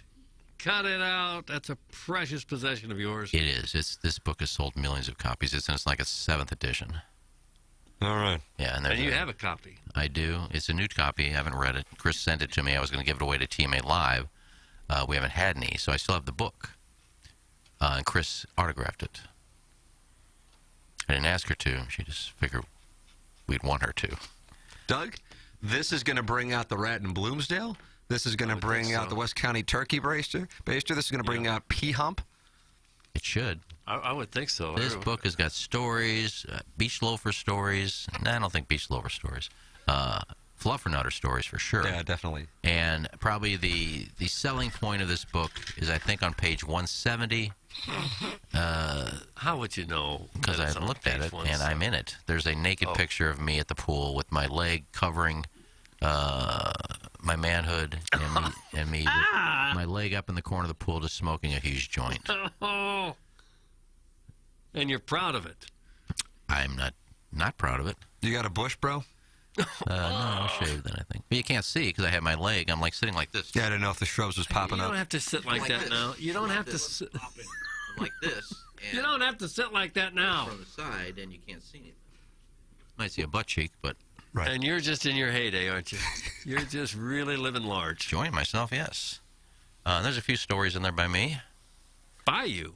Yeah. About you? That's what Chris does. She talks to people that have gone there many times and, give me a good story about Hito. Why don't you bring this book in and read excerpts to us? Yeah, that'd be wonderful. Yeah, I'll bring it in tomorrow, but then it'll be used. It'll be a used book. I'm trying to make it new. Okay, no one really cares. I mean, we read all these stupid articles out of England that aren't true. We'd like to hear some of the tales from this book. All right, I'll bring it in tomorrow. Maybe we'll do a weekly segment, Tales from Hito, as told by Chris Antilli. Okay. But we are going to... It's actually a fabulous book. I mean, I'm sure everybody that's gone to really Hito great. or is thinking about going to Hito has bought this book. Everyone has bought the book. Yeah, it's a big seller. Chris did a great job on it. Chris is a very attractive woman, too. Is that right? I dig Chris, yeah. Tell me about Chris. Just very attractive. Black hair, bubbly personality, always the life What would of you the say? party. She's like 26? No, she's probably pushing 50-something now. Yeah. She doesn't look 50, though. If I remember correctly, she always had a nice little bush. What? You can't say that about people. You cannot describe that about people. What do you mean I can't? You shouldn't. I just did. Is there any decorum at all? Oh, she's at a nude beach, so that's what people want to know, I think. But What's that's the hair stitch? This is a radio show. This is an AM radio show going out to all kinds of people. But we've never talked about bushes before. It's not the way you describe Never talked about someone. shrubs before. She has a nice body. She's in very good shape. God bless America. Well, you'll see a picture of her in the book. Guys, in case you don't win Email of the Month, this book is for sale on Amazon for almost $30. That's absurd. Thanks. That's Butch Patrick's Werewolf Doll. Is it $30? I didn't pay for it. Well, we're gonna hear some excerpts. You're gonna bring it in, and you're gonna read some excerpts. It's well worth the $30. Especially the ones about you. But there's going to be certain words that you're going to have to leave out, and certain descriptions that maybe we don't need to hear. Well, I can edit on the fly. I hope so. I find it hilarious that Ken sees it as some sort of honor for the listeners to have his hand-me-downs, and nobody wants your used spank material, Captain Creep. That's from Dr. Dick Wiggler. Well, Dick Wiggler, you don't text in, you don't email in, so you can't win it anyway. So why do you care? He's wondering if anyone really wants to win the book. Well, if they don't pick it up. I'm just trying to be nice and give you something for taking the effort to email in every day. And if you get to the end of the month and you won, that's quite an accomplishment for you. You should get something. Somebody posting pictures of Chris? Looks like it. Yeah. It's Chris Santilli. I can't see it. Brandon in St. Charles. Well, I wanted to show Doug, and I'm going to... Probably found another bee sting one of Chris Santilli. I was Is thinking that Chris Santilli right there? I don't think so. It isn't her. That's Gmail territory there. That's not Chris. I mean, I haven't seen her in a while. That's Chris right there. It's not the same lady. The same lady. Is it? I don't think so. Look at the hair and the face. I mean, she aged 40 years in that other picture. She looks like Annie Sprinkle. Doug Annie Sprinkle, of course, known for the rainbow shower. Oh. I mean, do you think it's the same person? I do. Okay, well. I do. I haven't seen her in a while, but the second picture was Chris at the pool at Hito, I believe. And what is her situation? We already have heard about her pubic hair situation, but what about, like, is she into women? Is she into men? I think she's into both. I think she might be bi. I don't want to... Don't quote me on that. Don't quote it. Don't use it later for well, I know she likes men, but... Have you been with her? I have not. Would you like to be? Back in the day, yeah. I haven't seen Chris in a while. She was always just fun. Fun gal. Nice lady. Fun gal. Yeah, just likes everybody to have fun. Fun, nice gal. Yeah. Interesting gal. I actually used her book one time at this couple that thought they ran the resort. They were actually they had Chris's book with them, and they were walking down the path on the nude side, naked. Oh. And I had just checked in. You just got there. So I was coming from the lobby to my room on the nude side, and normally the guy that brings your luggage down on the truck will give you a ride. I said, you know what, I just got here. I'm going to enjoy my red stripe. I'm just going to walk down to my room. Just take a stroll. Yeah, I can do that. So I'm walking down to my room, and this nude couple is walking toward me, and they stop me. Excuse me, this is the nude side? I said, yeah, I know it is. You're supposed to be naked down here. I said, well, I don't know how many times you've been here. I said, but I've been here quite a few times. I'm walking to my room. I'm not going to get naked in the lobby and walk to my room naked. Wouldn't seem appropriate to me. She goes, well, we just didn't know if you knew the rules or not. We're just trying to help you out for a newbie. I said, well, I just told you I'm not a newbie. I said, I see you got Chris Santilli's book there. Yes, great book. I said, why don't you turn to page 170 and let me know if you think I don't know the rules or not. You put them in their place. They open it up. I'm in that book. There I am at the hot tub, or at the pool naked, smoking a joint. I said, answer your question? Oh, we didn't know. I said, well, just mind your own business. You were a celebrity there. They didn't realize it. Don't talk to me. I'm the mayor of Hito. You gave him a do you know who I am? Do you know who I am? Attitude. Open that book up to 170, honey. Right. Hey, it's Donnie Fandango from 105.7 The Point and Tim McKernan. Hello there, Tim. What's up, Donnie? So we got Ryan Kelly here, and one of the things that I know both of our shows have a lot of, and that's a lot of folks that have been in the military or are in the military and are looking to buy that first house. And Ryan Kelly and the team, they look out for them better than anybody else. We're all so grateful for their service, and Ryan backs up his words with his actions with his hero loan. And you're right. There's a lot of listeners on your shows that have either served in the past or are veterans or active service members or even their families. And the VA loan is honestly one of the best benefits of being in the military. Interest rates are about a full point lower. And I can tell you this, you can buy a house with $0 down. The problem has been there just hasn't been a good mortgage lender out there doing VA loans until now. At HeroLoan.com, we'll get you the rate that you've earned. We can get you in your home with $0 down. And more importantly, I'll pay for the appraisal and get your VA loan closed in 21 days or less. VA eligible, get pre-approved today at HeroLoan.com, the only way to VA. The Home Loan Expert LLC, NMLS number 1326240. This is Tim McKernan. I'd like to tell you about a company I started just a couple of years ago and I still own. And it's called Sound Story. It's essentially a 1-hour interview that we do either in person or via Zoom with mothers, fathers, grandmothers, grandfathers. They come in and they tell their stories, education, growing up, and of course, family stories, the wisdom that they can share with their loved ones for generations to come. It's an audio heirloom. It's Sound Story. To learn more, go to mysoundstory.com. Here's Action Jackson with 3 more ways to get TMA content. Watch TMA on YouTube. Click the bell to subscribe. Download the podcast. Find it at tmastl.com or wherever you podcast. And check us out on TikTok at TMASTL. Thanks, Jackson. It's the Ryan Kelly Morning After on 105.7 FM HD2. You got to be on acid to understand what's going on this show. The Ryan Kelly Morning After. KPNT FM HD2. Collinsville, St. Louis. Biggie's Restaurant and Bar has been a staple of the community for over 30 years and is serving your favorites like the steak sandwich, waffle fries, and so much more. It's not just the food that's rocking. With a full bar and patio, Biggie's is the perfect spot for lunch, dinner, and a little laughter. Biggie's original hours are back. Open 11 a.m. till midnight, Wednesday, Thursday, and Sunday. And 11 a.m. till 1 a.m. on Friday and Saturday. Check out the full menu at biggiesrestaurant.com and stop in today.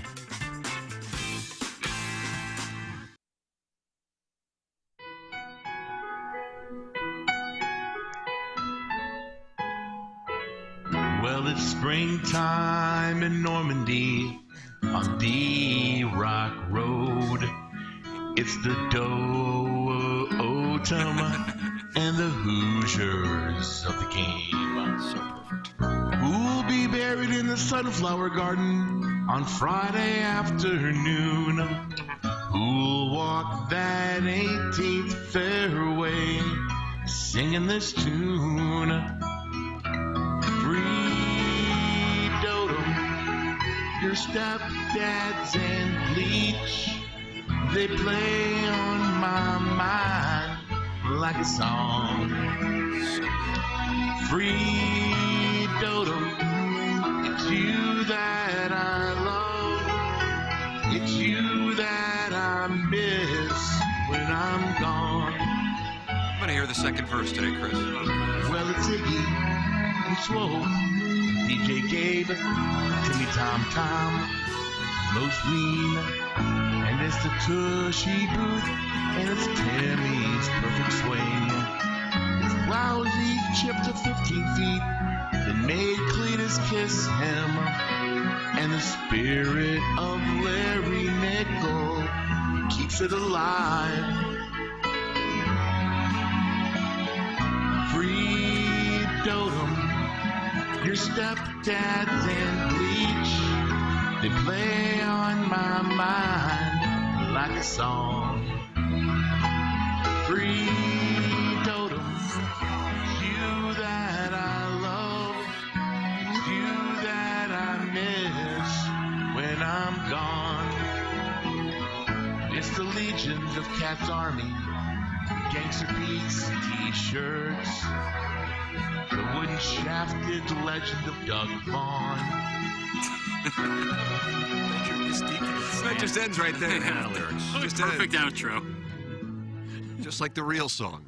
Oh, it's so beautiful. I mean, it's a beautiful song. It's off by a second and a half. Give or take. Shots fired. Give or take 5 seconds.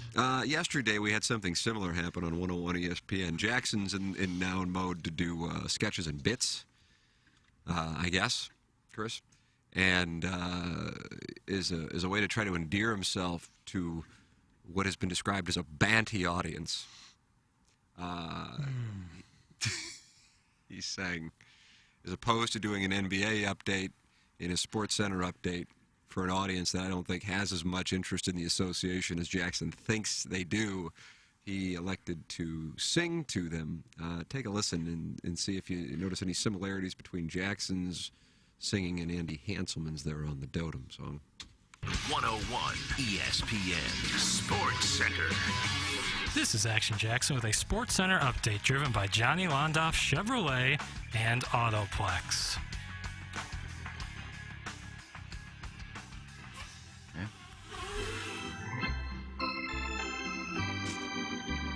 Take me out to the ball game. Take me out to the crowd. Buy me some peanut and cracker jack. I don't care if I ever get back, for it's root for the Cardinals. If they don't win, it's a shame, for it's 1, 2, 3 strikes, you're out at the old ball game. That was a Sports Center update. $1,200 a week for voice lessons, and that's what I get. Is that a bit or a sketch? I think it's a bit. Is it a bit? You sounded kind of nervous, Jackson.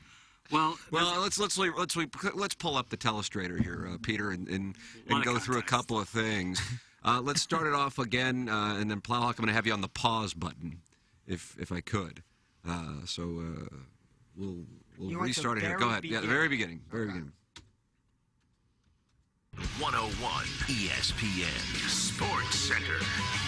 This is Action Jackson with a Sports Center update driven by Johnny Londoff Chevrolet and Autoplex. Pause. First pause right here. At this moment, because we're not on YouTube on 101, Jackson begins scrambling because he thinks his Ernie Hayes organ is going to begin playing, and it hasn't. And now there's a bit of a panic on the other side of the dais. We're in no man's land. That's right. We are. Yeah.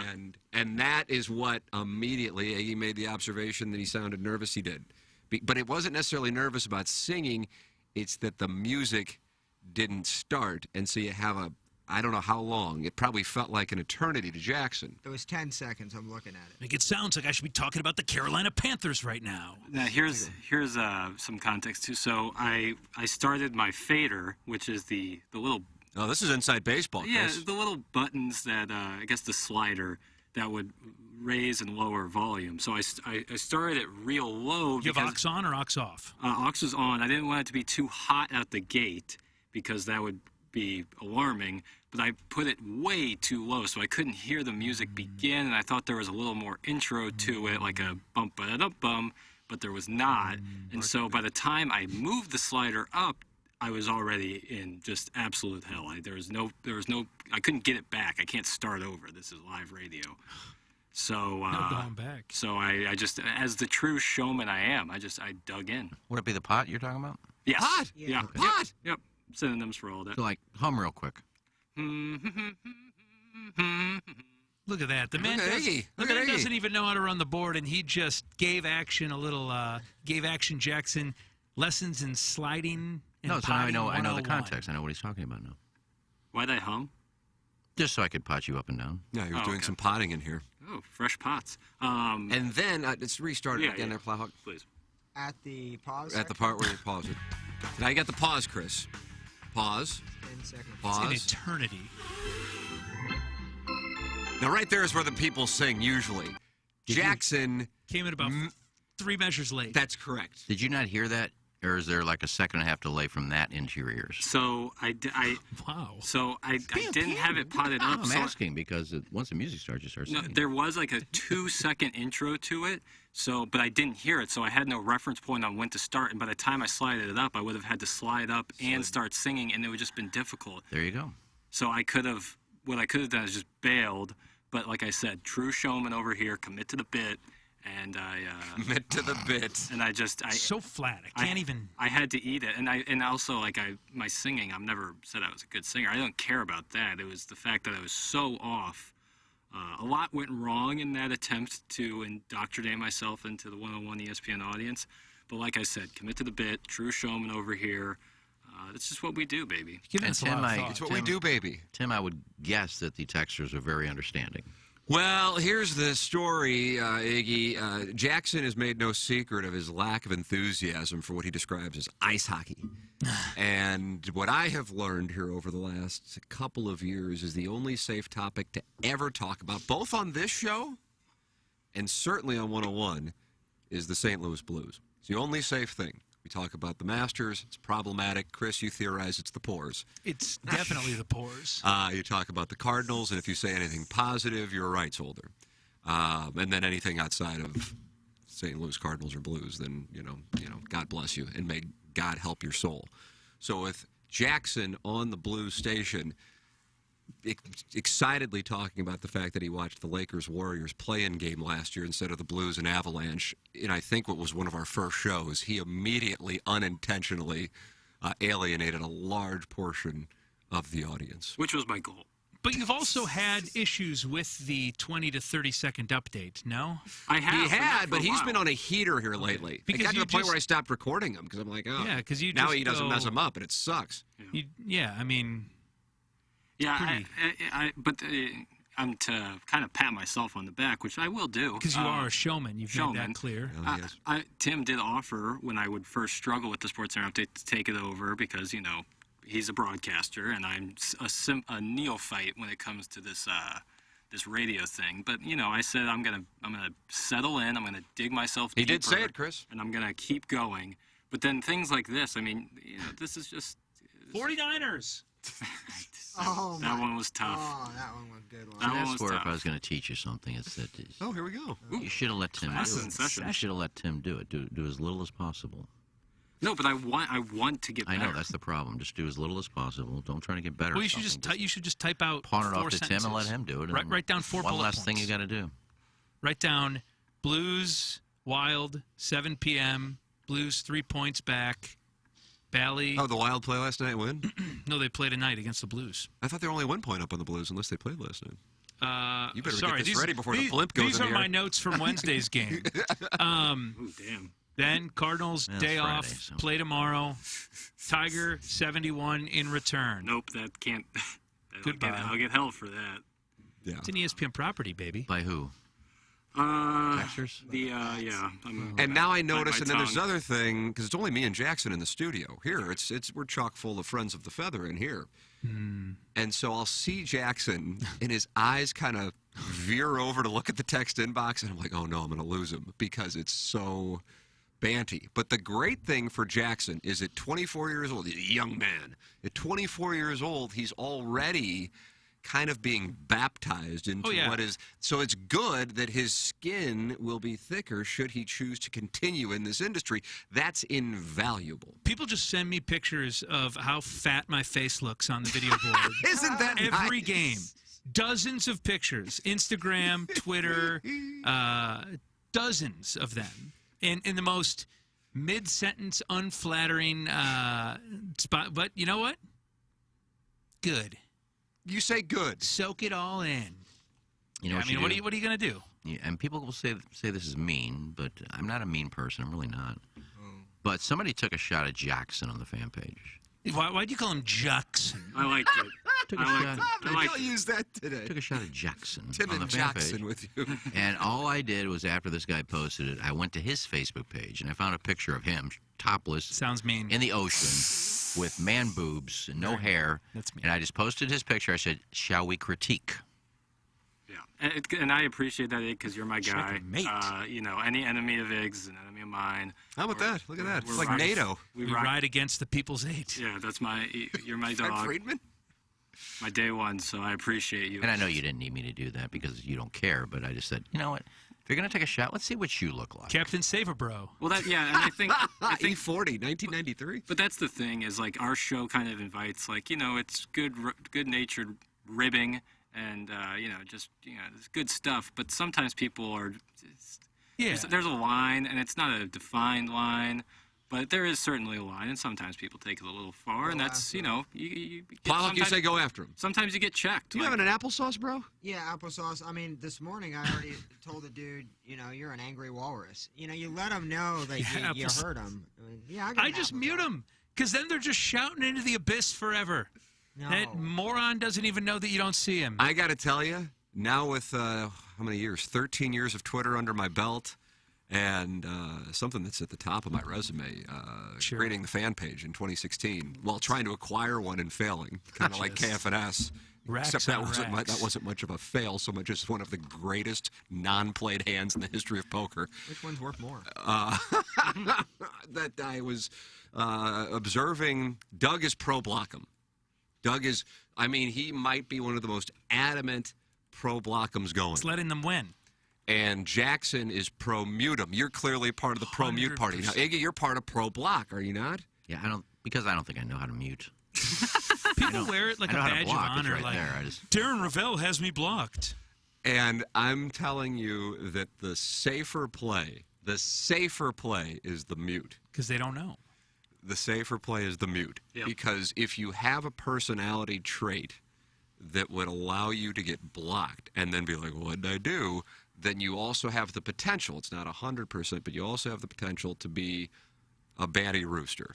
And at that point, as here inside of this studio we are aware of, certainly, some situations, you just don't want to light the fire. You know what I mean? And so it's better to just mute. And that is why on the fan page it is a pretty much, you got to really go out of your way to get blocked on the fan page, I believe, unless, people are like Stephen Wildwood, I guess, was texting in that he got pulled, or what happened with him, Jackson? Didn't he say something with his thing? He posted the email, and I don't know if he got Zuckerberged or what's he's on is he on suspension? He's on post-approval. Oh, he's on post-approval. Which is what happened. He's on the Cletus. He's on the Cletus plan. He got set down for a few days. The post-approval section of the admin side of the fan page is just the absolute. No, let me go into it. I don't go into it. I see we have 44 pending posts. Okay. Well, I was walking to Ballpark Village. Cletus is right there at the top. Right. I was walking to Ballpark Village yesterday, and there was a porta potty that I had to pee really bad, as you could assume. And there was a porta potty just sitting on 6th Street, just like Lone Ranger. And I was like, maybe I'll use this. And I opened it up, and there was the grossest mound of. Why would you even think to do that? Tim, I had to pee so bad, but I didn't use it. That's kind of what Twitter is. But the post-approval side of the fan page was like the inside of that porta potty. Well, let me just speak but to I've done things like drilling holes from the men's side over to the women's side. Just a little stupid voyeur stuff. Because I was traveling and I just became to other countries. I just became very lonely and bored because I didn't speak the language, and I just started to do stupid stuff like that.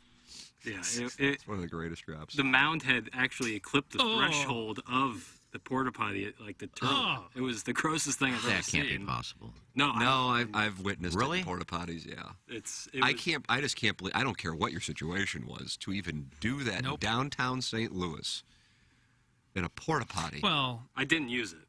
Probably was not someone that's of, because you saw the fact that it had, probably was not like a someone of right volcano. It mind. had, like Hawaii, it had broken the surface of the ocean and become its own state. Probably not someone of right mind. Have I ever told you why I don't drink out of water fountains anymore? Ooh, please. Came out of my apartment in Memphis one gorgeous summer morning, getting ready to go play golf. Was going to go walk down the street to Starbucks. A couple runners were out stopping, getting something to drink from the water fountain. This is very pre-COVID, a long time ago. I make a left, and there is a homeless gentleman washing himself in the water fountain. He looked me dead in the eye and said, "What the hell are you looking at, gay boy?" Oh, is that right? And I will never use a water fountain again. We'll never drink out of a water fountain again. And then he went right back to scrubbing himself. You're scrubbing like his love? Oh yeah, just in the water fountain. Probably a stray pube just on that mouth cover. Oh yeah. But with that being said, let me talk to the people out there. If you're wondering, am I muted? You're definitely muted. Yeah. If you're wondering, are you muted, then that means you are probably muted. I probably have 25% of the St. Louis media muted. Raby, what about the guys who are muted or blocked, but quote unquote never did anything to get muted or blocked? No, you could just be annoying or bad at Twitter. Yeah. See, now, let me ask you a question. I'm sorry, Plazzi, because I don't know how it works. I wish I had the siren out. What do you mean you don't? No, I mean, we're talking about muting and blocking. If you mute them, can they still see your post and respond to your post? You just don't see it? You never see it. Like, Learn has you muted. I don't want them to see any of my stuff. I don't want them to reply to any of my stuff. Well, then you block, but then they know that they're blocked. That's fine. I don't care. Yeah. But if they mute, they can still respond and see all my stuff, and then I just don't see it. But what Tim was saying earlier is it could become more of an issue. That's the issue. That's the issue. It could spiral if they get angry that they're muted or that they're blocked. Sorry. That's correct. I'm sorry, Plazzi. That's the thing. That's the issue. That's exactly right. So I get what you're saying, Iggy, because that's how I used to think too. But now I totally get the mute thing. So I get it. You'd be like, well, I won't even allow this person to engage. But when they see they're blocked, that's when it goes. That's when it can go into a place. I wonder who I even have. Not that it always will, for the record, but it can be a trigger point. But they say certain things that other people can see, and that's why I blocked somebody the other day that I didn't even know. But Learn responded, and we're underway to the birthday present thing, and she said it's very sweet of you. I don't know, something to the point of since I work with you now, you're the gift that keeps on giving. And I said, "You're welcome, kiddo." Which, if you listen to the show, you know I use the word kiddo a lot. Some guy I don't even know replied, "Kiddo, what a creep, man. Why don't you leave?" I block because I don't want him to see that anymore and respond because now Learn will see he's such a creep and see all the terrible things. She knows. So I just block so he can't see anything I say, and I don't have to see anything he does. That's why I block people. I'm trying to see who I have blocked right now. Raw Dog Randy is my only block. Raw Dog Randy. Yeah, the only one I've ever blocked. And then weird stuff happens like this, where this woman who I don't know the other day started a message with me, David Freeze, Daniel Descalso, and her. No, and she just said hello, and then she left the message. So I really want to keep people unblocked so that little slices of life like that can happen. Little treats like that. It is our Appliance Discounters, 8 o'clock hour. Appliance Discounters, your hometown appliance source featuring major brands like GE. Great to have Appliance Discounters back here on the Ryan Kelly Morning After. We're a month away from Mother's Day. I believe that is actually like to the day. I think it's a month. Yeah, it is May 8th. So a month away. For Sound Story, if you are interested in getting a Sound Story, now is the time to book it, or you can just book a gift certificate. Go to mysoundstory.com, or if you're interested in any questions, because some people have specific requests, and I know I'm way behind on emails, and I apologize for those who have emailed. T. McKernan at InsideSTL.com. Any questions, specific requests? T. McKernan at InsideSTL.com for Sound Story. If you want to come in, whether it be by yourself or with your siblings, and record one. Me, Doug, and Learn of KC95, all available here at Hubbard to do a sound story with you. Go to book it, mysoundstory.com. You can make a request. Doug does them right after the show. Learn does them at around the 10:30 mark. I do them at 11:30 here at Hubbard off Olive and Creve Coeur. And it's mysoundstory.com. And you can just book a gift certificate or buy a gift certificate now and take care of it as it takes care of Mother's Day shopping and or Father's Day shopping for you. Sound Story at mysoundstory.com. Jackson, could you tell the people about Bertarelli Cutlery? I'd be happy to. Sponsor of the Bertarelli Cutlery Cuts of the Week coming up in about an hour. Well, St. Louis, it's that time of year. Again, that's right. It's mullet season at Bertarelli Cutlery. It's business in the front and party in the back. You can swing on down to the hill and check out the showroom in the front with all the best kitchen knives available, including the brand new Wusthof Performance line of knives. And then you head to the back. That's where the real party begins. Back there, they will sharpen your kitchen knives as well as the knives from most of the wonderful St. Louis restaurants and have them slicing like the dickens. I've been back there at legitimately every restaurant. Like all the best restaurants in St. Louis. That is true. Get their knives sharp. I mean, they just rows and rows with names of the finest restaurants, your favorite restaurants, all of them in there get it sharpened with Bertarelli, and you can too. So let the party begin with Bertarelli Cutlery. Check them out at 1927 Marconi Avenue. Give them a call at 314-664-4005. Visit them online at bertarellico.com. There it is, Marco Bertarelli and Bertarelli Cutlery. Well, we have a player making a move and has moved to T3 at Augusta National. Corey Connors is 1 under par. Iggy, he was chalky. Was he on your roster? He was on my roster. There you go. He was on my list. He's the only guy I think on. Now I'm looking at. I didn't go to the app. I'm just going through PGA.com, and for some reason they're like 2 holes behind. But I have 16 players on the course, and not one is under par. Corey Connors is and Preed. Corey Connors and P. Reed are there. Tom Hoagie's under par. Like Lee Westwood's under par. Doug has Lee Westwood, and Lee Westwood is kind of hunting. Yeah. That was the one when he picked it. I'm like, oh, that's the guy. And then, of course, he's 1 under par. Is Helen Story on the bag? I looked for He's got Ben Ruin, too. Who does he have on? Did anybody see him play yesterday? Does he have his wife on the bag? I'm telling you, he plays better when she caddies for him. I would assume he would. I think I saw in articles, they always... His son caddied for him at Augusta last year. Okay. I saw something about wives and girlfriends at the Masters, and I thought I saw a picture of Helen Story carrying the bag. So let me take a look. I can give you a We're going to get now. Yeah, you can go watch him play on the app. Yeah. How great is that app? Oh, the greatest app going. It really is. It's absolutely phenomenal. Send your emails in for our Design, Air, Heating, and Cooling email today, the morning after at InsideSTL.com. The morning after at InsideSTL.com. It's the Design, Air, Heating, and Cooling email of the day. It comes your way in an hour.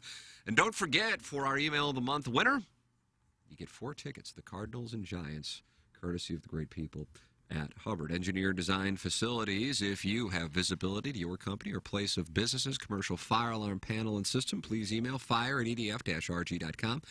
And we'll have a technician come out and provide a free evaluation of your system and offer the most competitive contract pricing in the market. You can also check them out anytime at edf-rg.com, the official commercial fire alarm services and solutions provider of TMA. EDF is Missouri and Illinois preferred full-service vendor for licensed and certified professional servicing, monitoring, and testing for fire alarm services and systems, fire suppression systems, fire alarm system monitoring services, tenant improvements and construction and security access and monitoring services. It's Engineered Design Facilities online at edf-rg.com. Engineered Designed Facilities. And what you're going to want to do is to think about it. That's exactly right. That actually is exactly right. Here's Albert Pujols saying yesterday what it was like to be announced prior to the game at Busch Stadium wearing a Cardinal uniform. Actually, until I walk out there, to say hi to the guys, that's when I felt like I was getting a little bit emotional, In my first at bat, believe it or not, I tried to, really play it cool and all that, but man, it's just...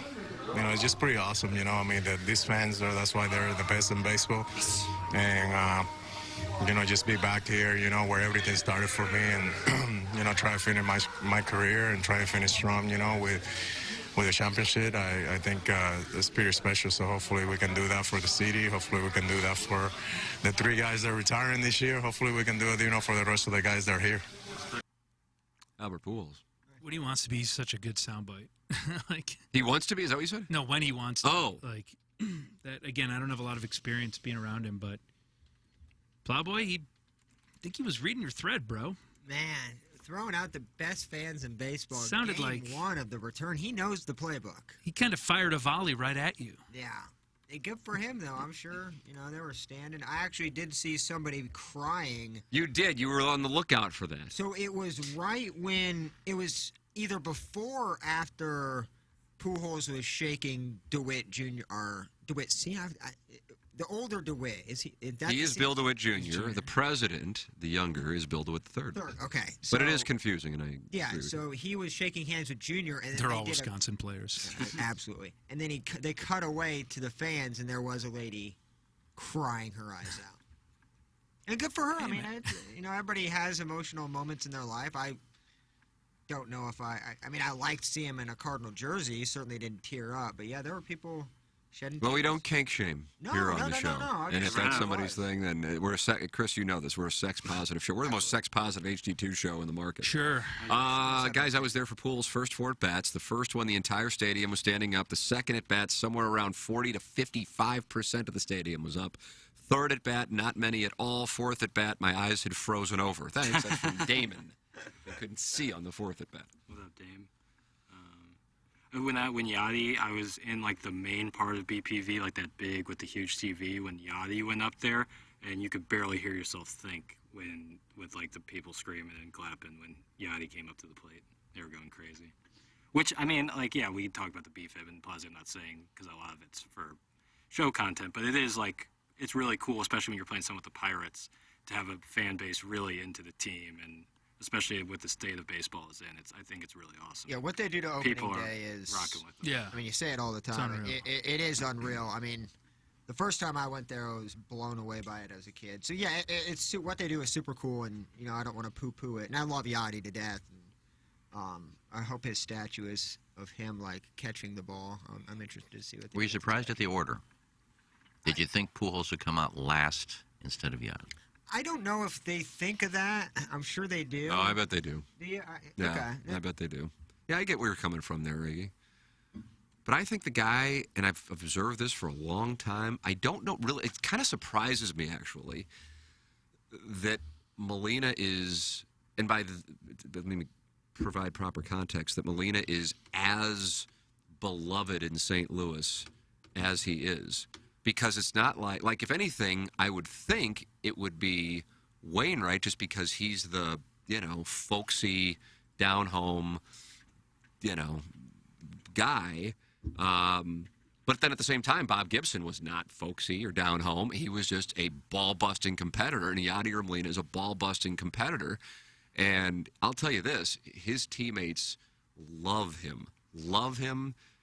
Respect him, worship him is probably too strong of it, but I mean, it's whatever the level is under, and he might not be gregarious soundbite guy or necessarily real friendly when he's up. It doesn't matter. He wins. He knows how to win, and the players he plays with in the room respect him because he knows he's going to lead them. And that's kind of when it gets down to it, And so Cardinal fans here, and I don't know if it started with the home run at Shea Stadium. He obviously was behind the plate when Wainwright struck out Inge, and obviously behind the plate when Wainwright struck out Beltran. But he, I think, is, of the three, I think he is the most beloved. I think he has the highest approval rating, I guess, because I think there are some Cardinal fans, not a lot, but some who still, might have a resentment for Albert Pujols going to Anaheim, and, I don't think there's a lot of that in our audience, but I think that's out there. So you have that, and I just think Molina is the most beloved of the three. So I would agree with you on the surface, Iggy. I would have thought it would have been Albert, but I think if the Cardinals are thinking of who is the most beloved and who is the one who is for sure not coming back, in their minds, and from Polo Asensio being in on with me and Jackson on 101 the other day, it's Molina. Because I think if Albert's at 695 or 696, I think he's got to come back, and I don't think anybody faults him for that. Maybe I'm wrong. I just would think he would. Could DH somewhere, yeah. And Wainwright has never said he's done. Yeah. I mean, this is all just part of the marketing. Yadi's been the constant the whole time. Yeah. And I think there's almost a little like Alex Steen, Chris Pronger to him, Swagger. Like a mystique and a little like nasty streak that fans love because he's your guy who's going to show that side of it. And a guy who always, it looks like he's busting his ass, right? Maybe not when he's headed down to first base. But, you know, just the way he plays the game, the emotion he plays the game with, and the fact that it is fiery, you know. When he cemented himself with the fans is when he went after Phillips at the at-bat. I actually completely agree with that. He is 2010. He's the ultimate have my guys back guy. And the catcher, if you think about it, is kind of the ultimate team in front of individual position, you know, because you're, you know, getting the ball hurled at you. You're oftentimes, until a couple of years ago, collisions at home plate trying to stop a run for the betterment of the team. And he had all of these attributes, and then at the same time became a really, really adept and then really good offensive player, which I think is rare. And to do it while playing every day, it's corny, but kind of the, I don't know, fans empathize with that kind of blue-collar, the cliche gets tossed around. But he's done it, man, like in front of our eyes. I don't know how he became such a good offensive player while being elite defensively and playing every day at the major league level. It's crazy. Not getting hurt, it's nuts. And he hits all sides of the fan base, because when he started, I mean, when Wainwright during the Mets striking out Beltran, I mean, Yadi was just a kid. I mean, you saw when he takes off this Here's helmet. Matheny's backup in the 2004 World Series. Yeah, and so now you see kind of the swagger, the maturity. I agree with Iggy. The Brandon Phillip thing took it over the top, having a teammate back, and, you know, you don't like the Reds, kind of that division rival. I think all things came into play. And he's longevity, plays through injuries. You know, the fans, they like playing through injury, playing for the name on the front, not on the back, all them cliches, and he does it. Yeah. But the thing that I would say is the guys who are actually in the room with him, it's that, and to me that kind of is what matters, you know. 100%. Because you can be out there and smiling and shaking hands with the fans, and then being like this mother effer. I think Steen was like that. And there was kind of a Steen click and a Petrangelo click, right? I don't know about. Well, click isn't the right word. That has a negative connotation. But there were guys who were more friends with, or yeah, and I think Steen was maybe a little more old school. He's got a little right. Kelly Chase in him, a lot of Kelly Chase in him. But just like that, just like I just want to win, and I know it's hard sometimes for us to put ourselves in that mindset because we've never competed at that level. Like, why do some of these guys keep wanting to do it year after year? Like, why would Tom Brady want to come back? You know, he's got everything, right? But it's because for a lot of these guys, probably you take that competition away, there's nothing. Addicted to competition. Yeah. Addicted to just never wanting to stop. That's the thing. That's what you see. And usually the greats have that. And then also the greats share the trait of getting pissed off at things and not necessarily vocalizing them, but then internally using that as the motivation. I want to, metaphorically speaking, slit that guy or that organization or that media outlet's throat and shove it up their ass, you know, and that motivates them. So they have to create the enemy in order to continue to dominate, and they're just so hungry. And we were talking about this, I guess, Jackson, I feel like I was talking about it on Balloon Party a couple days ago, and I have no idea how we were talking about it, but that it's probably not a real, with Tiger, it's probably not a real pleasant way to live as far as, like, because you're never happy. Yep. You know what I mean? Like, personally, you're never happy, but the byproduct of never being satisfied is you're always working to be great. They were saying yesterday, like, it was the first time that he has ever, for a lot of the analysts, they can recall him acknowledging patrons, like, during a round, like, looking at them, like waving and smiling during a round. Yesterday? Yeah. He did that when he first came back. Well, this is what they said on. I was listening to the broadcast yesterday on the app, the radio broadcast with Mike Tirico, and I heard Jay Williams tell a story about Kobe Bryant. He said that when he was with the Bulls his rookie year, they were playing the Lakers, and he got there like 4 hours early to get some work in, and Kobe was on the court already. Yeah, he's another one that falls in that category. Drenched, soaking wet. Jay Williams went through his workout. He said he went longer than normal because Kobe was out there. Kobe was still out there, drenched. This is before a game. Kobe drops 40 on the Bulls that night.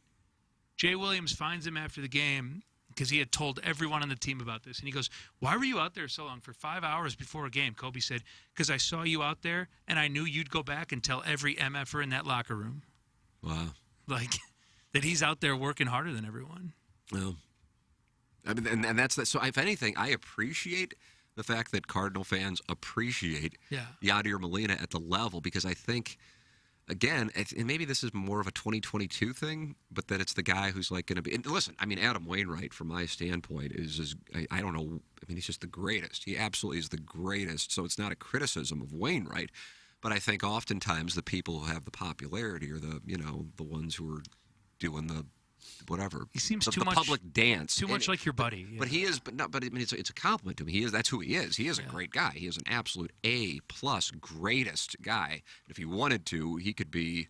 It won't be Joe Buck's partner now, but I guess Joe Davis is that's the guy who's taken over Fox's top broadcast spot in baseball. Adam Wainwright could absolutely be that guy and be incredible at it. Not just get it, but be incredible at it. I just don't know if he has a desire to do that with 5 children and spending the last couple decades away from home for much of his career. With that said, if Yadi or Molina is the reason we're talking about, with Iggy citing the Brandon Phillips thing in 2010, the home run, Shea Stadium, and just being this Bob Gibson-like competitor, I think God bless that, because I like that kind of crap. I like that kind of crap. It's just not necessarily what, at least I think of in 2022, is what necessarily wins people. Right. It's like, oh, this is the guy doing the cute crap on social media is usually the guy, and the guy who's out there being, hardcore, but not necessarily real affable about it, is not. But Bob Gibson was by no means affable about it, and I think Molina shares some of those traits, and so I appreciate that people appreciate him as much as they do here.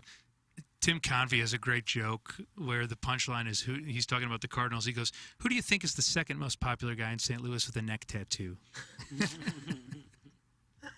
One of a kind, man. It's I keep wondering if there's any scenario in which he'd come back. But Molina? Yeah. I just get the sense. I know he's got obligations. Part of it's because Polo works with his brother on those guys the Spanish language. They really are. Yeah. I wish they'd just have a little bit of energy, though. Oh, jeez. And then also, he has this job with Venezuela, right? Am I correct? Yeah. As a manager? Yeah. But he could always walk away from that. But that's the one that on the surface I'd go, this guy he's addicted to competition, like we're saying. There's no way he'll shut it down. But of the 3, as far as kind of the people around it, they're like, well, he's done. Wainwright's the one that you would probably think would be like, well, he's for sure done. But he's the one who's actually keeps saying, well, they keep saying I'm retiring. I haven't said I'm retiring. Well, and his thing is And then I feel like Albert's situation's dictated by how many home runs he hits this year. If he goes over 700, he's done. If he's a few short of 700, I think he comes back, and I would hope he would. And if he only hits like 5 or 6 or something, then I would imagine this will be it. Wainwright's been so clear too. He's like, "Are you kidding me? The wells that we can build around the world for people." He said, I think last year when he signed the extension, like, my accountant, with all the charity work that we still have to do in front of us, like, he wouldn't let me not play this year. And he's talked about literally using that as a means to continue what his mission is and what he's trying to do, which is admirable, and, God bless. Hey, guys, good Yadi talk. It was the Shea Stadium home run coupled with the Phillips fracas for me. And Doug looks younger and less hot today. What gives? That's from Stepdad Gary. Stepdad Gary. I've rarely been more fired up than when Yadi hit that home run after the little brouhaha. He still gets It wasn't little at all, but booed in Cincinnati. When he cranked that home run that barely cleared the wall, he was celebrating early. It was awesome. So cool. Does he have the highest percentage of balls hit off the end of the bat that somehow drop it? That ball over Freeman's head in Game 5 against the Braves 2 years ago just hung forever. It was Game 4, and they were about to Game lose. 4, yeah. They were about to. That's so true, man. I happened to be right down the right field line watching. That's where we were sitting. Just hung up there forever. Oh my God! And then when he went, and I got to, I liked it. I liked that he ran at Acuna and threw the helmet. I mean, seriously. I know that it's like now baseball's just, fighting for dear life amongst young people, and like, okay, we're going to celebrate bat tossing, which used to get you thrown at the head 5 years ago. Maybe that'll be it, and we'll, whatever. And I understand it. But Acuna, if you're on the other side of that, and you're Yadi or Molina especially, that guy's going to absolutely tilt you. And so he went right at him, and he threw that. But I like it. And if Acuna wants to do his thing, God bless him, fine. But Molina responded, and he ran right at him after hitting his sac fly. It created great drama. How about Acuna firing shots at Freddie Freeman? You see that? You guys are aware of that? I know this is kind of an under-the-radar, He said like more of a there were balloon party issues. topic. Yeah, like Freddie Freeman. He's the people's eight. He is Oh, the sorry, the people's people's eight. shortstop, people's first baseman. Yeah, those comments, and it like, what's the point? Didn't sugarcoat it either. Very blunt, which I don't know. Freddie Freeman seems like a good guy to me, but obviously Well, yeah, sounds like a as jilted always, lover. you're never in the room. Yeah, but Freddie Freeman's just like, yeah, I didn't know that he felt this way. I'm the veteran, he's the rookie, and I show him how things are done. That's just the way that it works. Well, that's how it works in any organization, sports team or otherwise. Sounds like someone who gets broken up with and then says, "Well, I didn't really like you in the first place." You know, doing it for the free dinners. Guys, Yadi stood up and took a few steps before collapsing after he had a 100-mile-an-hour fastball shatter a testicle. 99.9% of men just curl and die in that situation, so I'm going to root for that guy. That's from the 314. seen him puke in his mask at home plate. Oh, my God. Oh. All right, we'll wrap up our appliance discounters. 8 o'clock hour. Appliance discounters. Your hometown appliance source featuring major brands like GE. Feel free to call in to the Steve Schmidt Kia of North County phone line, 636-9004 TMA, and email in for our Design Air heating and cooling email today, the morning after, at InsideSTL.com. Keep in mind, the winner of the month, this is confirmed. This is real. 4 tickets, the Cardinals and Giants, for winning the email of the month. The morning after at InsideSTL.com. Send yours in. We actually have a real prize now. We are living in exciting times. Guys, can someone check on Strode? I think he might be locked outside at the smoke break. He's so silent. Please advise. That's from the management. No, I'm right here. Yeah, probably. What do you got going on? What is it, Massey's? Watching the I think I'm Masters, going to watch the man. Masters in the 9 o'clock hour, and you boys can handle it. Is that all right? Eye for an eye, bitch. We already rolled out our undershirt talk. We got some takes we can I assure you it's what I would rather be doing over Nobody the next 2 bid hours. on the Tiger Charlie Woods take. Well, I don't go to a lot of games, so I knew we were talking about Molina and that, and I was just, I mean, I could have jumped in. I was just watching McIntyre make bogey after. Is he on the team? Who's McIntyre? Well, Doug's got him. Robert McIntyre, a Scottish bomber player. Bobby Mack, a little. Doug's got him too, so it doesn't matter. Oh, that's Lefty right. very He is outside the cut line now. Iggy, by the way, is now +5 is in play. Yeah. +5 is in Because play. the wind is up now. They thought it was going to come this afternoon. Oh, is that right? Yeah, I'm watching crap blow back and forth in there in the morning. So Sung J.M. is no longer the leader. Tell you He's what. tied with the lead. I'm sorry, he's tied. Tony Finau, Ori Binau, 66-1. Morikawa, 60-1. There's a lot of long odds play because I think this thing's going to get all thrown up in the air. That's why I think it's just. So it'd be if you want to just throw like whatever your comfortable Gods. amount is, a few little $10 bets here on some long odds. I think you got that in play. At the same time, I mean, nobody struck the ball better than Cameron Smith, and you can make a case that who's playing the best golf over the last 3 months in the world? Scheffler. And then Cam Smith That's the thing. has played fewer events. So more people, And I then think, are probably aware of Scheffler. Dustin Johnson.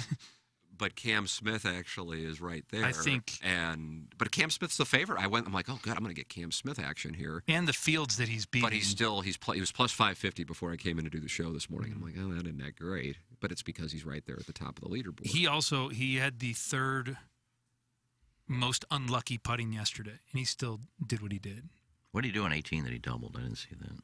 He doubled 1 and he doubled 18. Yeah. And then he had 8 birdies in between on the other 16 holes. How about that? Half the other holes he birdied. All right, we got a break. 9:07 in St. Louis. Maggie O'Brien's 9 o'clock hour. Coming up next here on the Ryan Kelly Morning After from the Michelob Ultra Studios. This is Tim McKernan. I'd like to tell you about a company I started just a couple of years ago and they still own. And it's called Sound Story. It's essentially a 1-hour interview that we do either in person or via Zoom with mothers, fathers, grandmothers, grandfathers. They come in and they tell their stories, education, growing up, and of course, family stories, the wisdom that they can share with their loved ones for generations to come. It's an audio heirloom. It's Sound Story. To learn more, go to mysoundstory.com. I started the mortgage business almost 20 years ago here in St. Louis. And when the idea of creating the HomeLoanExpert.com came to it, I started knocking on doors all throughout St. Louis. I did that for 2 years. I saved up enough money after 2 years of knocking to buy my first radio deal. And that was with Hubbard Radio 101 ESPN. And we hit the radio, and it just started taking off. And I don't have a fancy jingle. I don't have a rhyming phone number. I don't have all that stuff. But I'm a real dude, and I will fight very, very, very hard for you on your home loan to make sure that you get the lowest rate, great closing times, streamlined service, all the things that you want. I couldn't have gotten, and the Home Loan Expert couldn't have built what we have without these two men that I'm standing with right now. They've been part of our success over the years. They've talked about the Home Loan Expert on their show. And real fast, just a big thank you to Tim McKernan right here and Donnie Fandango. Well, thank you very much, Ryan. And again, we've used the Home Loan Expert before, and we had a great experience. Same here, the absolute best. Well, there you go. It's unanimous. Refinance or buying a house, visit thehomeloanexpert.com. The Home Loan Expert LLC, NMLS number 1326241. Let's see what the listeners thought. Usually they're big fans of our work. It's time for the email of the day. Guys, I'm not gay, but I would sleep with a man if he made me smile. They say smiling is contagious, and that is what the world needs now more than ever. And if the cost of happiness in this world is my whole, then come get some, you filthy boy pigs. Oh, come on. I haven't had an audible fart since the mid-2000s, but I was a recent recipient of a sleeve rejuvenation procedure from a doctor behind the Hampton Taco Bell. He says I should be tighter than a 7-layer bean burrito now. You be the judge. I'll be offering smiles this evening at the Heine Miney Field 2 Visitors Dugout from 6 to 8 p.m. Don't be late. Thanks. That's Adam from Lemay. Doug, there you go. Adam 6 to 8. From Lemay. People need to lay off Iggy. What man wouldn't accept a rusty trombone from a gentleman in order to bet a woman who has been had by literally hundreds of thousands of men, all with weens the size of a zucchini? Just because he would accept the encouraging caress of someone with back hair doesn't mean he's gay. It doesn't mean he's even bi. It means he is a man willing to do what it takes to bet a hot woman. Anything including gay stuff, which isn't actually gay because of the circumstances. No, seriously, he's straight. Don't pay attention to the marker on Doug's car that says he and Iggy are lovers. That was just for pay. Again, not gay. Glad we cleared that up. Thanks. That's Danny Tanner. Danny Tanner. So there he was, a mangy, leathery, tanned, cherry jubilee line cook, hoping to climb the societal ladder of begging for free door knockers from Dirty Diana Milk Lady in a third world country's adult fat camp to hobnobbing at the prestigious Log Cabin Club. Just me, my 1981 Buick ashtray, a bottle of penicillin, and the upper crust of St. Louis elitism. Oil and gas money, Wall Street money, and steel money. Excuse me. I'd like to make an announcement. We're 86ing the gourmet hot dog from the menu. By the way, my name is Iggy, and my favorite pastime is mismanaging my money and time in order to convince myself I'm one of you. So I'd like to take this opportunity to do something every old money white family will hate and invite you guys on a float trip down the Merrimack in midsummer. Float trip. The weather will be miserable, temperatures in the low teens, just like the underage bus girls I'll intimidate into accompanying me. They'll serve you a warm, flash-fried ditch carp, and you'll call me Pockets. Yo, Pockets. Did I ever tell you the story of how I got that nickname? I'll never forget it. It's a great story. You might want to sit down for this. One time I put my hands in my pockets, and the rest, as they say, is history. Pretty much how it happened. Ever since then, except for never, everyone has just called me Pockets. And Yeah, I agree. And while I have your attention, I'd like to give a special shout-out to Craig the CPA. He's been looking for an excuse to DM me, so he decided to travel 1,627 miles in order to get his hands on a bag of Folgers and a bottle of Pop-Off that I could have purchased from the Mobile on the Run this morning when the pregnant high school dropout filled up my tires. What's that? Did someone say Ocho Rios? No? Well, I played golf there one time, which was the whole reason I made this speech. I badly needed everyone to know, but nobody cared or ever asked me, so I had to force it into the conversation. All righty, now who's ready for some oversauced burnt cherries? Thank you. That's from Pockets, a.k.a. Frank Ladd's Jamaican interview satchel. Frank Ladd's Jamaican interview satchel. 1:48 a.m. Eastern. I was jostled awake by my active bladder, which, due to the abuse my prostate's taken lately, has caused my pelvic floor to weaken, and my fitted sheet now smells like the topsoil of northern Michigan.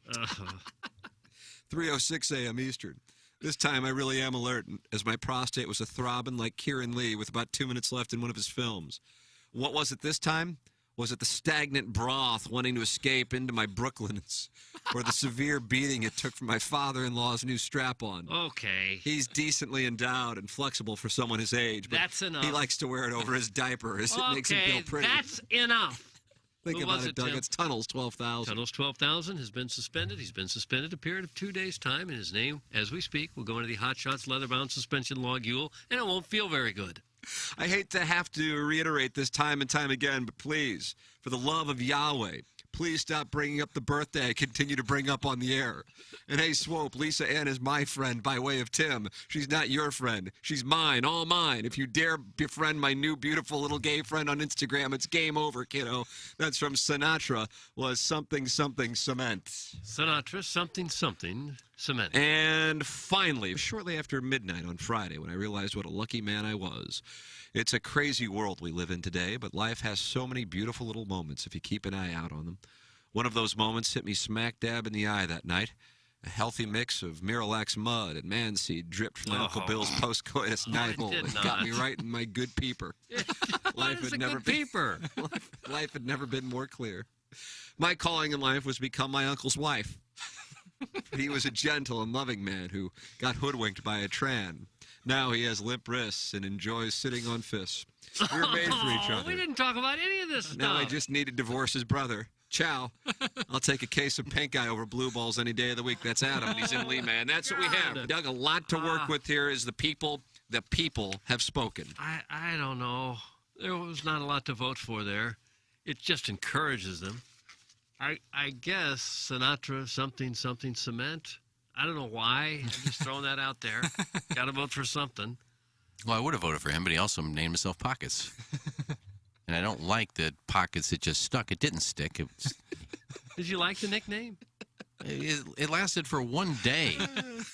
Anyway, I'm going with that. I'm from Lee, man. I feel bad for him that he's got one eye. I'm going with Pockets, a nickname that just stuck. Jackson, you are the Speaker of the House. You break the tie. Yeah, it's just got to be Pockets. There it is. Pockets is Damn it, Lucas. Here's Action Jackson with 3 more ways to get TMA content. Get the TMA mobile app and enable notifications so you don't miss a thing. See our content on Facebook, Twitter, Instagram, YouTube, and TikTok. Stream us on the TMA mobile app and at TMASTL.com. Thanks, Jackson. It's the Ryan Kelly Morning After on 105.7 FM HD2. Live from the Michelob Ultra Studios, KPNT FM HD2, Collinsville, St. Louis. This is TMA All Day. Now, back to the Ryan Kelly Morning After on KPNT HD2, Collinsville, St. Louis. Come on, it's a traditional. You wanted it.